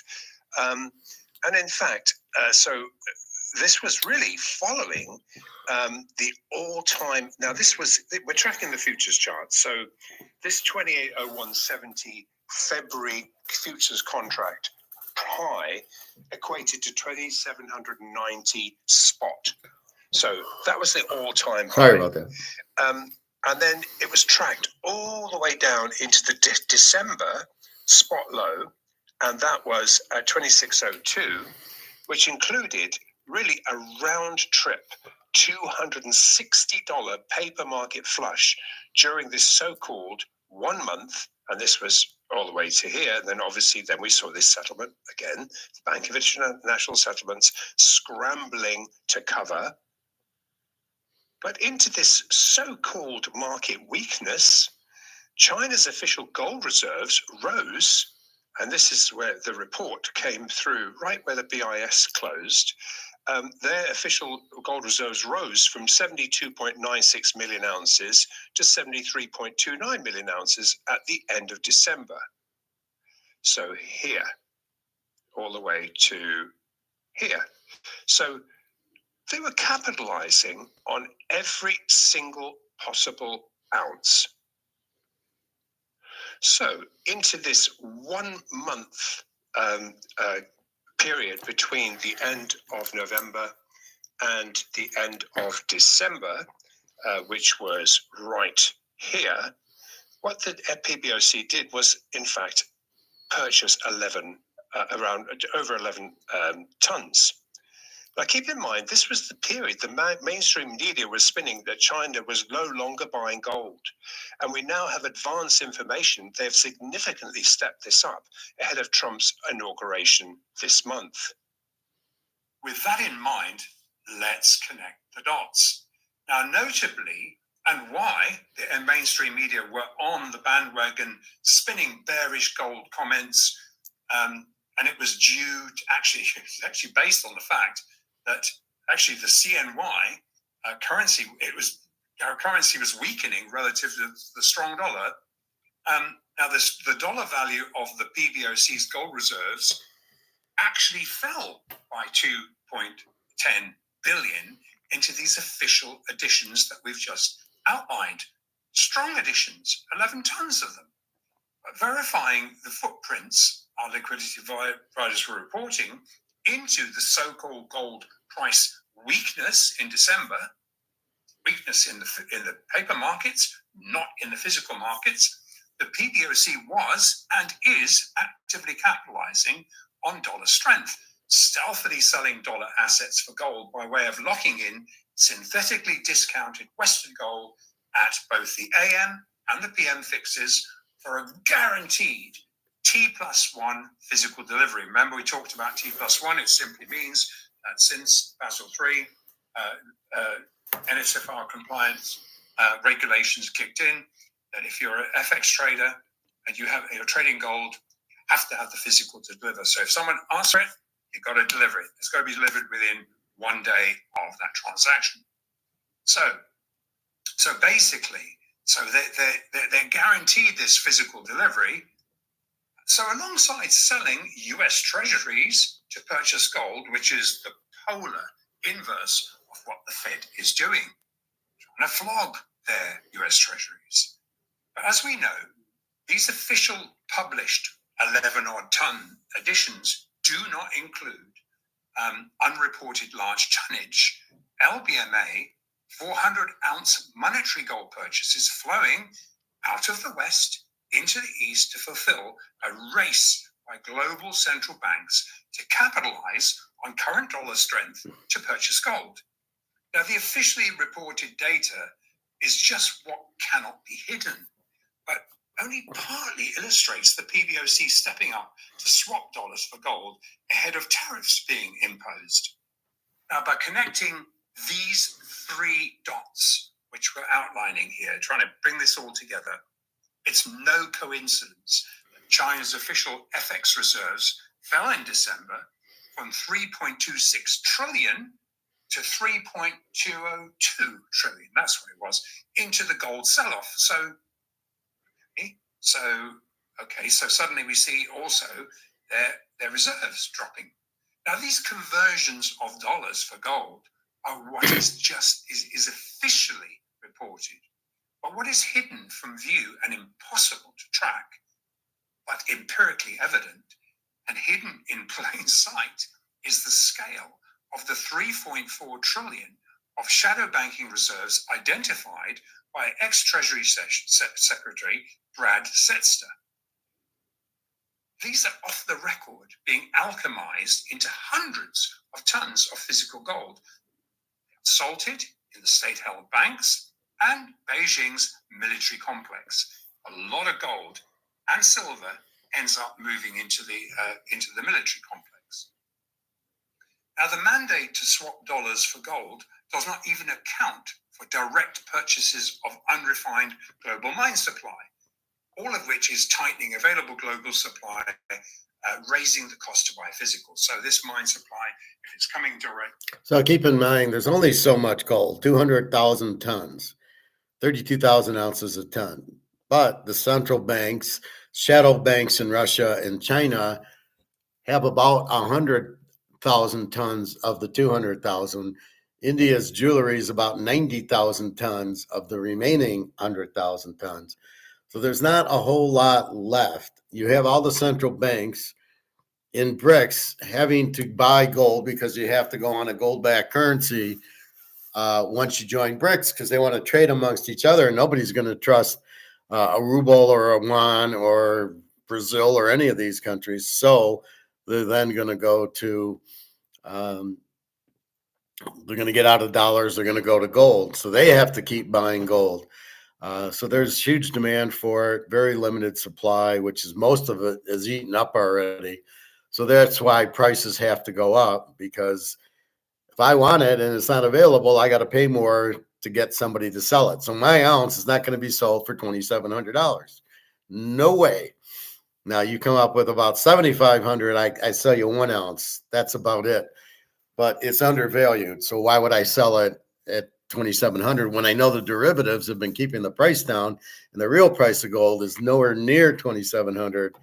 I figure about 20,000. So that's really what we're at.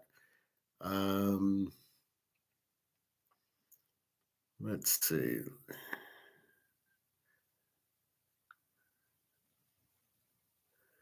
Let's go to about here.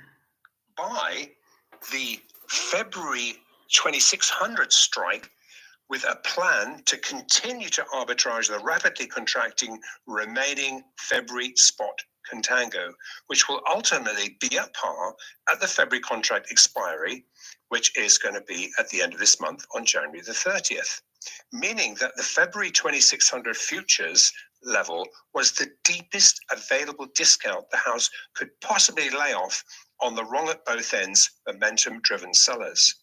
Now, this way, officials have been able to hedge central bank-driven T+1 delivery exposure at the spot 2600 round number, which is deliverable.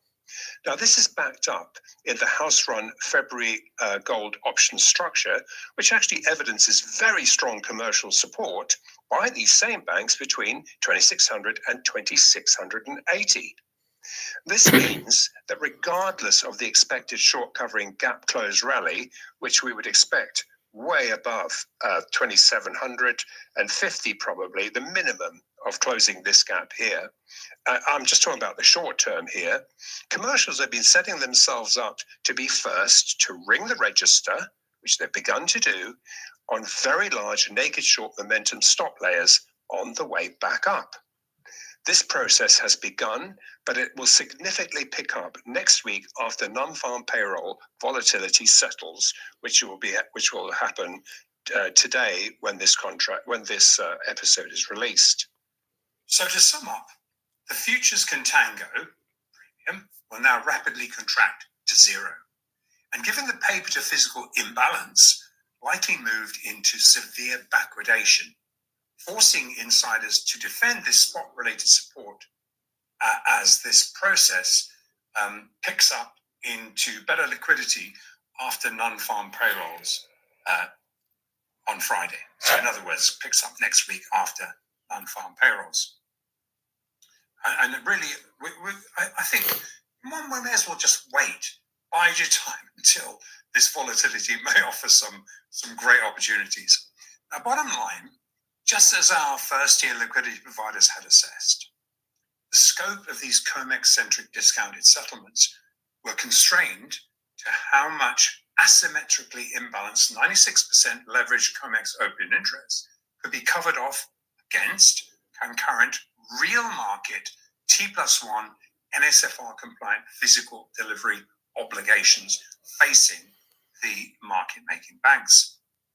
Now, when the February gold to spot spreads fall off a cliff during the last 2 weeks of January, it's going to expose the commercials to upcoming T+1 delivery obligations, and it'll force them to short cover, which is what they will not be able to offset against the momentum-driven 96% leverage short speculators. Now, this is going to bullishly influence deeply oversold silver futures. All right, Andrew, and for my favorite question, almost every episode I'm asking you right here, what are you seeing in silver moving forward? In silver, we've evidenced exactly the same house position concentrated strategy to cap silver by fractionalizing the March silver contract, where bets were made against March futures contract at $29. Now, at the contract's inception point on the 29th of July, with spot silver at $27.50, the contango, to lock it in, there was a massive $1.37.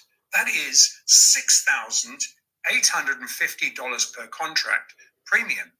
And you can see that in the corner of this illustration. And that was just to cap the futures price at $29. Now, think about it.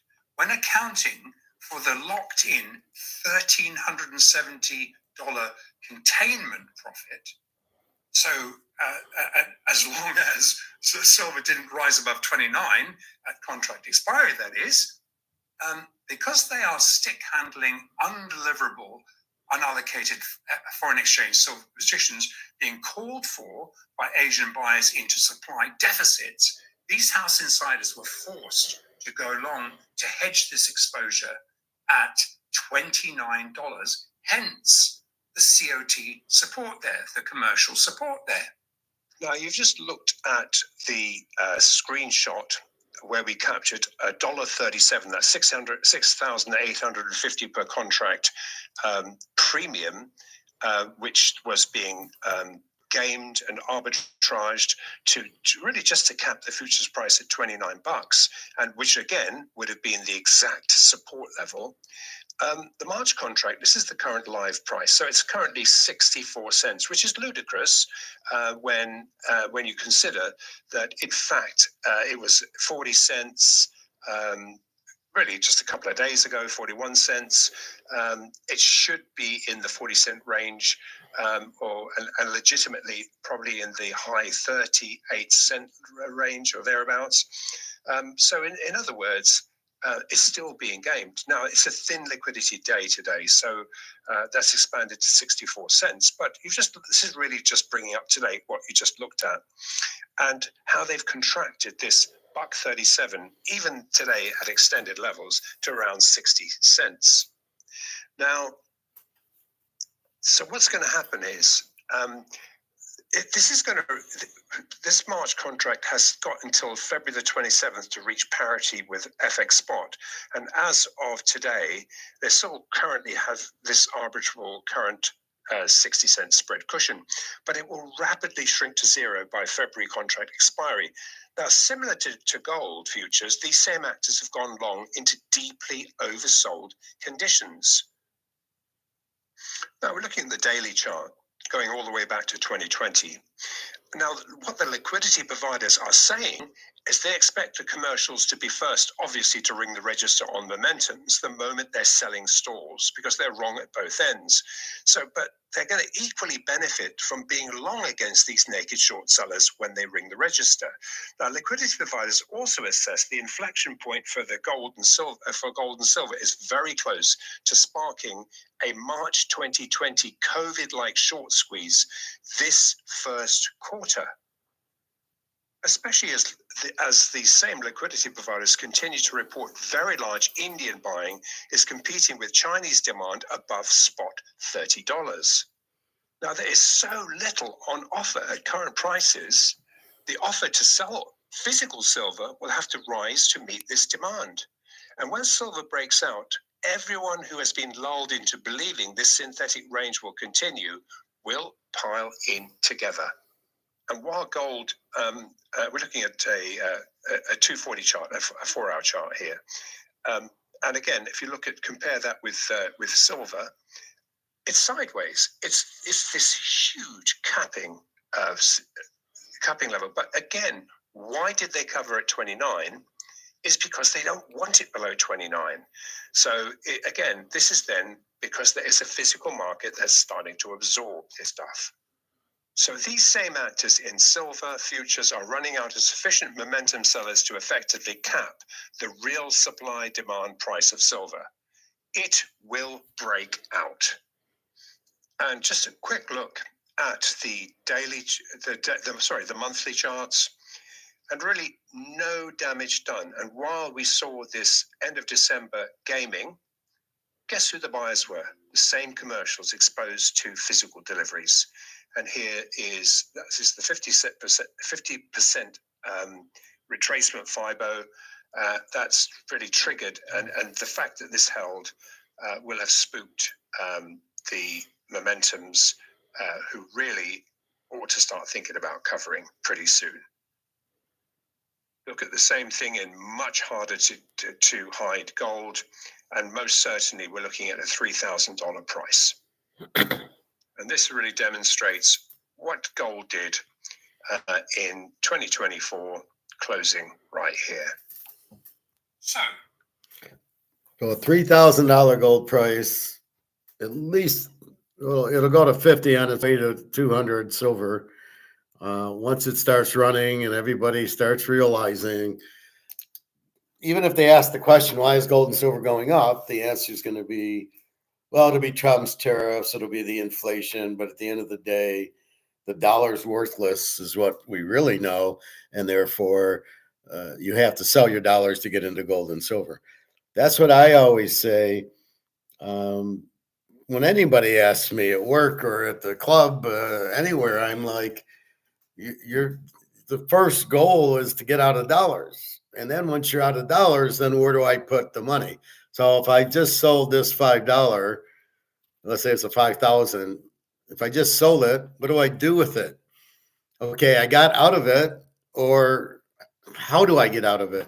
I get out of it by going to the gold store and taking $5,000 and buying a couple ounces of gold. So I'm trading it for gold. The store owner just doesn't quite get it, and he keeps selling it for worthless paper. But in his mind, that's what you need to pay rent and bills and your employees. And you make money, and hopefully he's storing away some gold in the safe. So you don't just sell the dollar, you exchange the dollar for gold and silver. So you're really not spending anything. That's how I look at it. So I get my paycheck. I can either leave it in the bank after paying my bills. I can either leave it in the bank or bring it home, put it in my safe, or go take it and trade it for gold and silver. Either way, I'm not spending it. If it's in my safe, I'm not spending it, but I got more paper monopoly money. And if I go buy gold, I've just traded it for the gold. The gold has more value than the dollar does. So every time I buy gold, I'm making money because it's not I'm not buying it. The value of what I'm buying is not right. It's lower than it really is. So when you go to the gold store and you buy an ounce, if I go buy an ounce today at 27.75, let's say, and I go buy an ounce, I know it's worth more than 27.75. And I know my dollar, the 27.75 I paid for it in monopoly money, isn't worth 27.70 either. It's worth far less. So I'm getting rid of crap that has no value for gold and silver that's undervalued. It's a win-win. So when you ask me, well, how much gold or silver should I have? It's you got to get out of your dollar. As long as if you're working and you keep getting paychecks and you get out of the dollar, just you keep getting money in, get out of the dollar. When I get football money in, when I make money betting football, I get out of I take it and I immediately, it doesn't go in the bank. It either goes in the safe or it goes and buys more gold and silver. That's the point of it. You have to get out of the dollar. You have to get it. Now he's saying $3,000. The question I always get from Luke and Bobby is, well, when's it going to go up? And here it is, first quarter, it's going up to at least 3,000. But he thinks that's well. We'll finish up. There's another 10 minutes. I just want to kind of take a break. Of Mark McGwire has a habit of putting us all to sleep. He's a little bit monotone and like you go, what did he just say? So I got to take a break from Mark McGwire, but that's what he's saying. It's mostly demand driven by BRICS countries, Russia, China, India, who want the gold, who want the silver, who need it. Forget the industrial use. It's money. And so people, if I got to get out of the dollars, I'm going into gold and silver, not because it's for Tomahawk missiles or for the solar panels. It's money. And I can see people taking the solar panels apart to get the silver out of it at the end of the day, not the other way around. So anytime you have strong demand, which we have,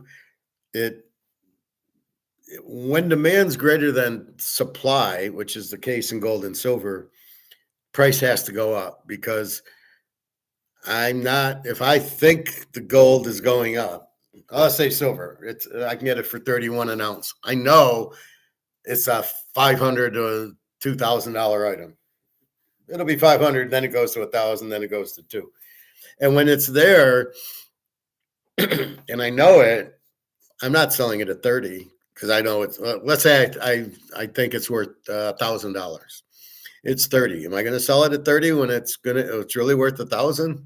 Hell no. I'm going to hold on to it. Now, if I need to sell it to eat, or I need to sell it for something critical that's happened that I need money, that's a different story. But just in your normal routine where you're everything's okay, you pay your rent, you pay your car payment, your car insurance, your gas, your food, okay, and then the leftover money goes into gold and silver. And as long as you have leftover money, you just keep buying it because the money itself is worthless, and that's what you're trying to get away from. All right, let's listen to a few more minutes of Mark McGwire. Pulling at the synthetic gold and silver action, putting it all together. So driven by central bank, sovereign, and institutional safe haven physical demand, gold and silver made significant gains in 2024, with gold and silver prices increasingly being discovered in fully physically backed BRICS-facing exchanges. And this physical demand will continue to accelerate in 2025. Now, while gold benefited from its monetary role as an investment metal, as has silver attracted similar safe haven demand, though, silver's also gained from the increasing demand for its climate-friendly applications.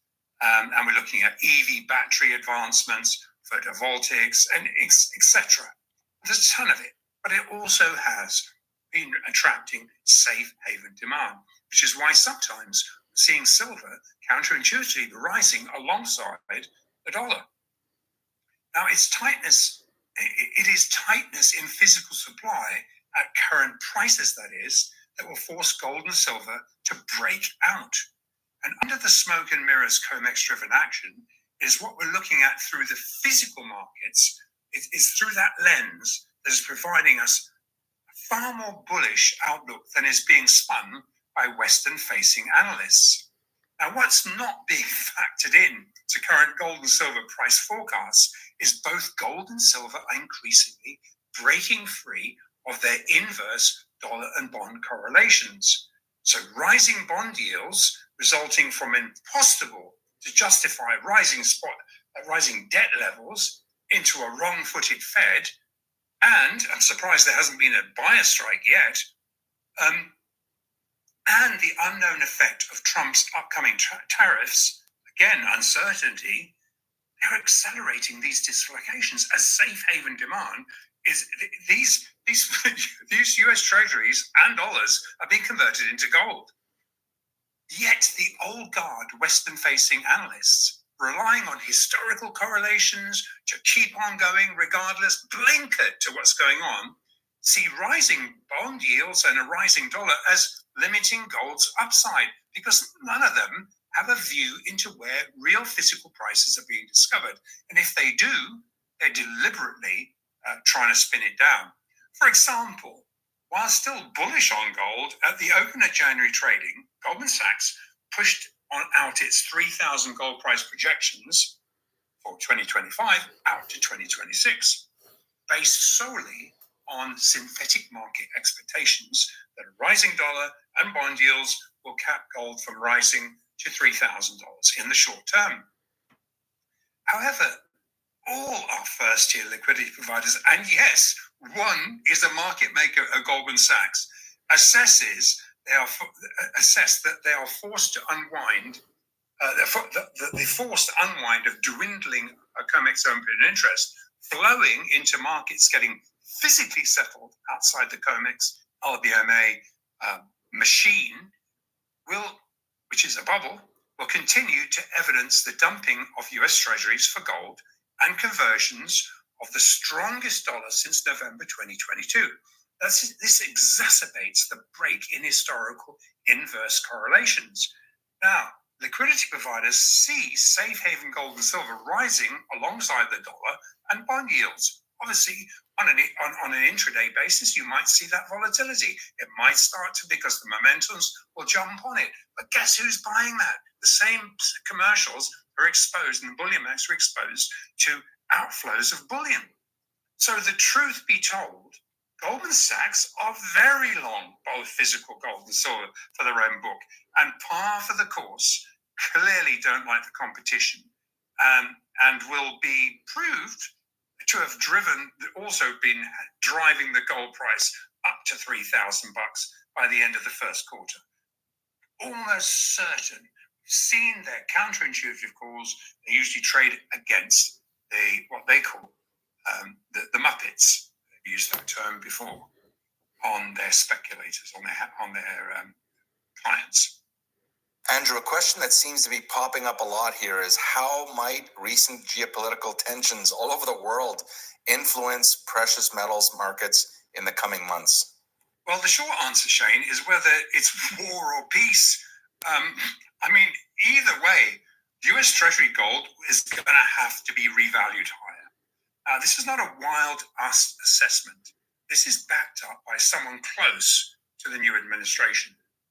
And to stem the de-dollarization flows into mispriced bonds and an overpriced dollar relative to gold, the US cannot remain the sole outlier to the Bank of International Settlement compliant European, Asian, and BRICS-facing central banks. In other words, every other central bank, and it's assessed there at the very least, the Treasury will have to back the US dollar with a more realistic current gold price, not the tiny price that it's valued at now. Now, I will elaborate on this by the next episode, but I see this as a bullish event, as bullish an event as when gold was revalued as a first-tier asset class 2 years ago in January 2023. I see this as being a several $100 rise in the global price. Now, I haven't posted on X for the longest time, I just haven't had the time, to be honest. But I will do if actually more comes to light before the next episode. So the question, of course, that comes into your mind is, how will this impact gold? Well, for this to play out equitably, our liquidity providers suggest the dollar price of gold would have to be pegged, even if they fractionally back the dollar a little bit closer to, say 4% of GDP, whatever. But it has to be $3,000. But that in itself would force a huge rally, global rally.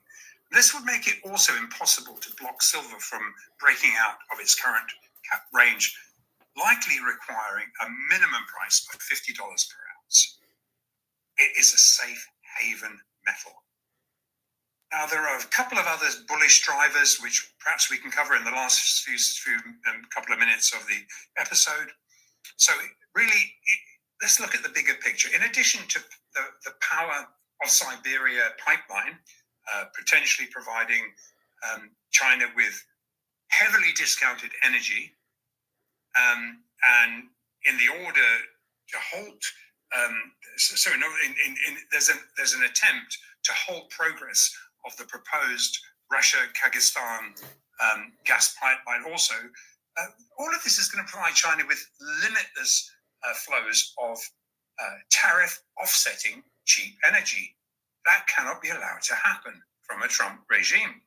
And so it may well behoove Trump's regime to quickly settle Ukraine and to begin to unwind sanctions against Russia, all of whom are loaded with gold. And this would serve two purposes.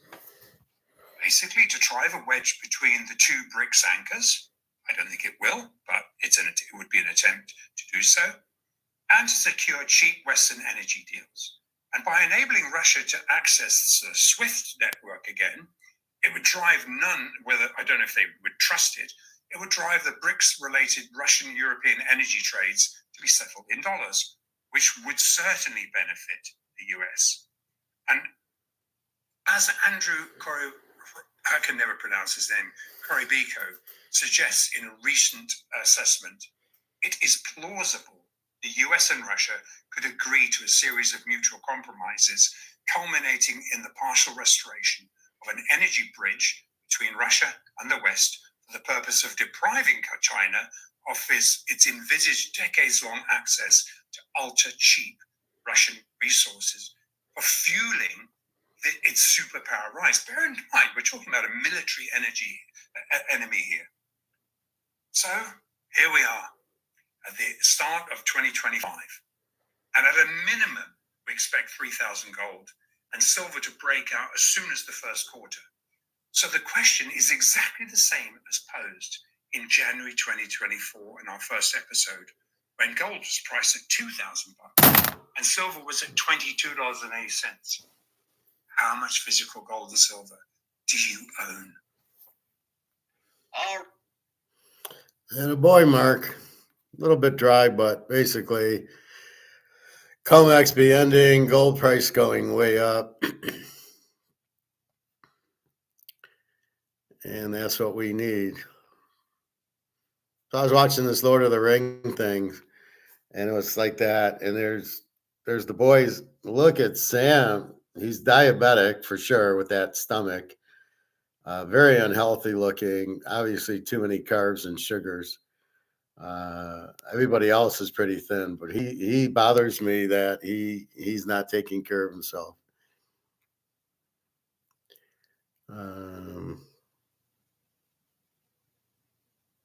Anyway,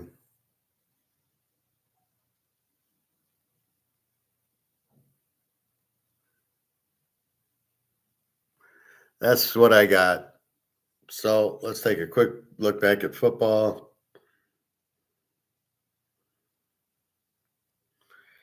And today's games, San Diego 2.5, 41.5.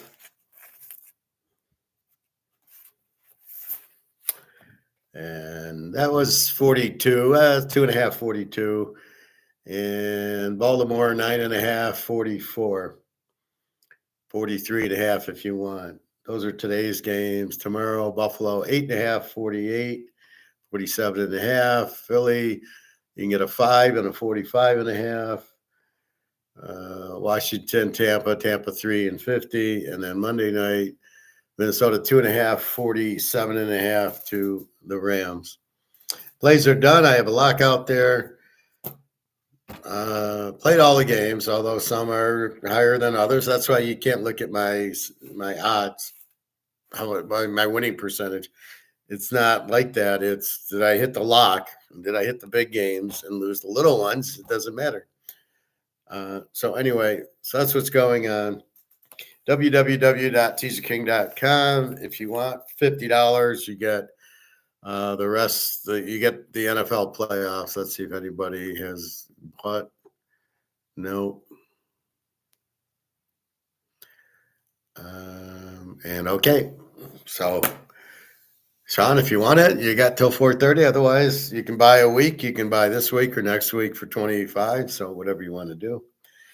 That's about it. So good news for gold and silver, and it's staying, but we can see COMEX is being blown up. They don't have any gold to keep making these derivatives with.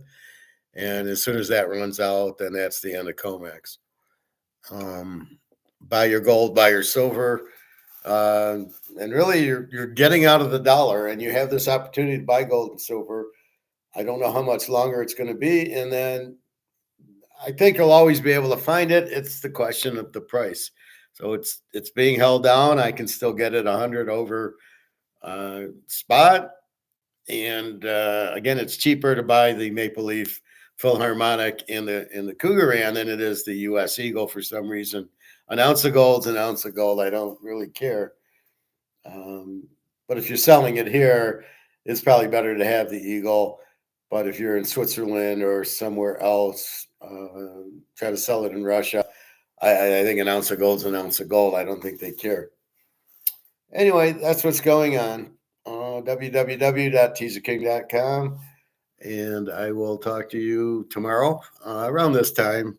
Tomorrow we do have a, let's see, tonight's 4:30 and 8:30, I guess. So 4:30 is San Diego, 8 o'clock Pitt, Baltimore, then 1 o'clock, 4:30 and 8 tomorrow, and then 8 o'clock Monday night.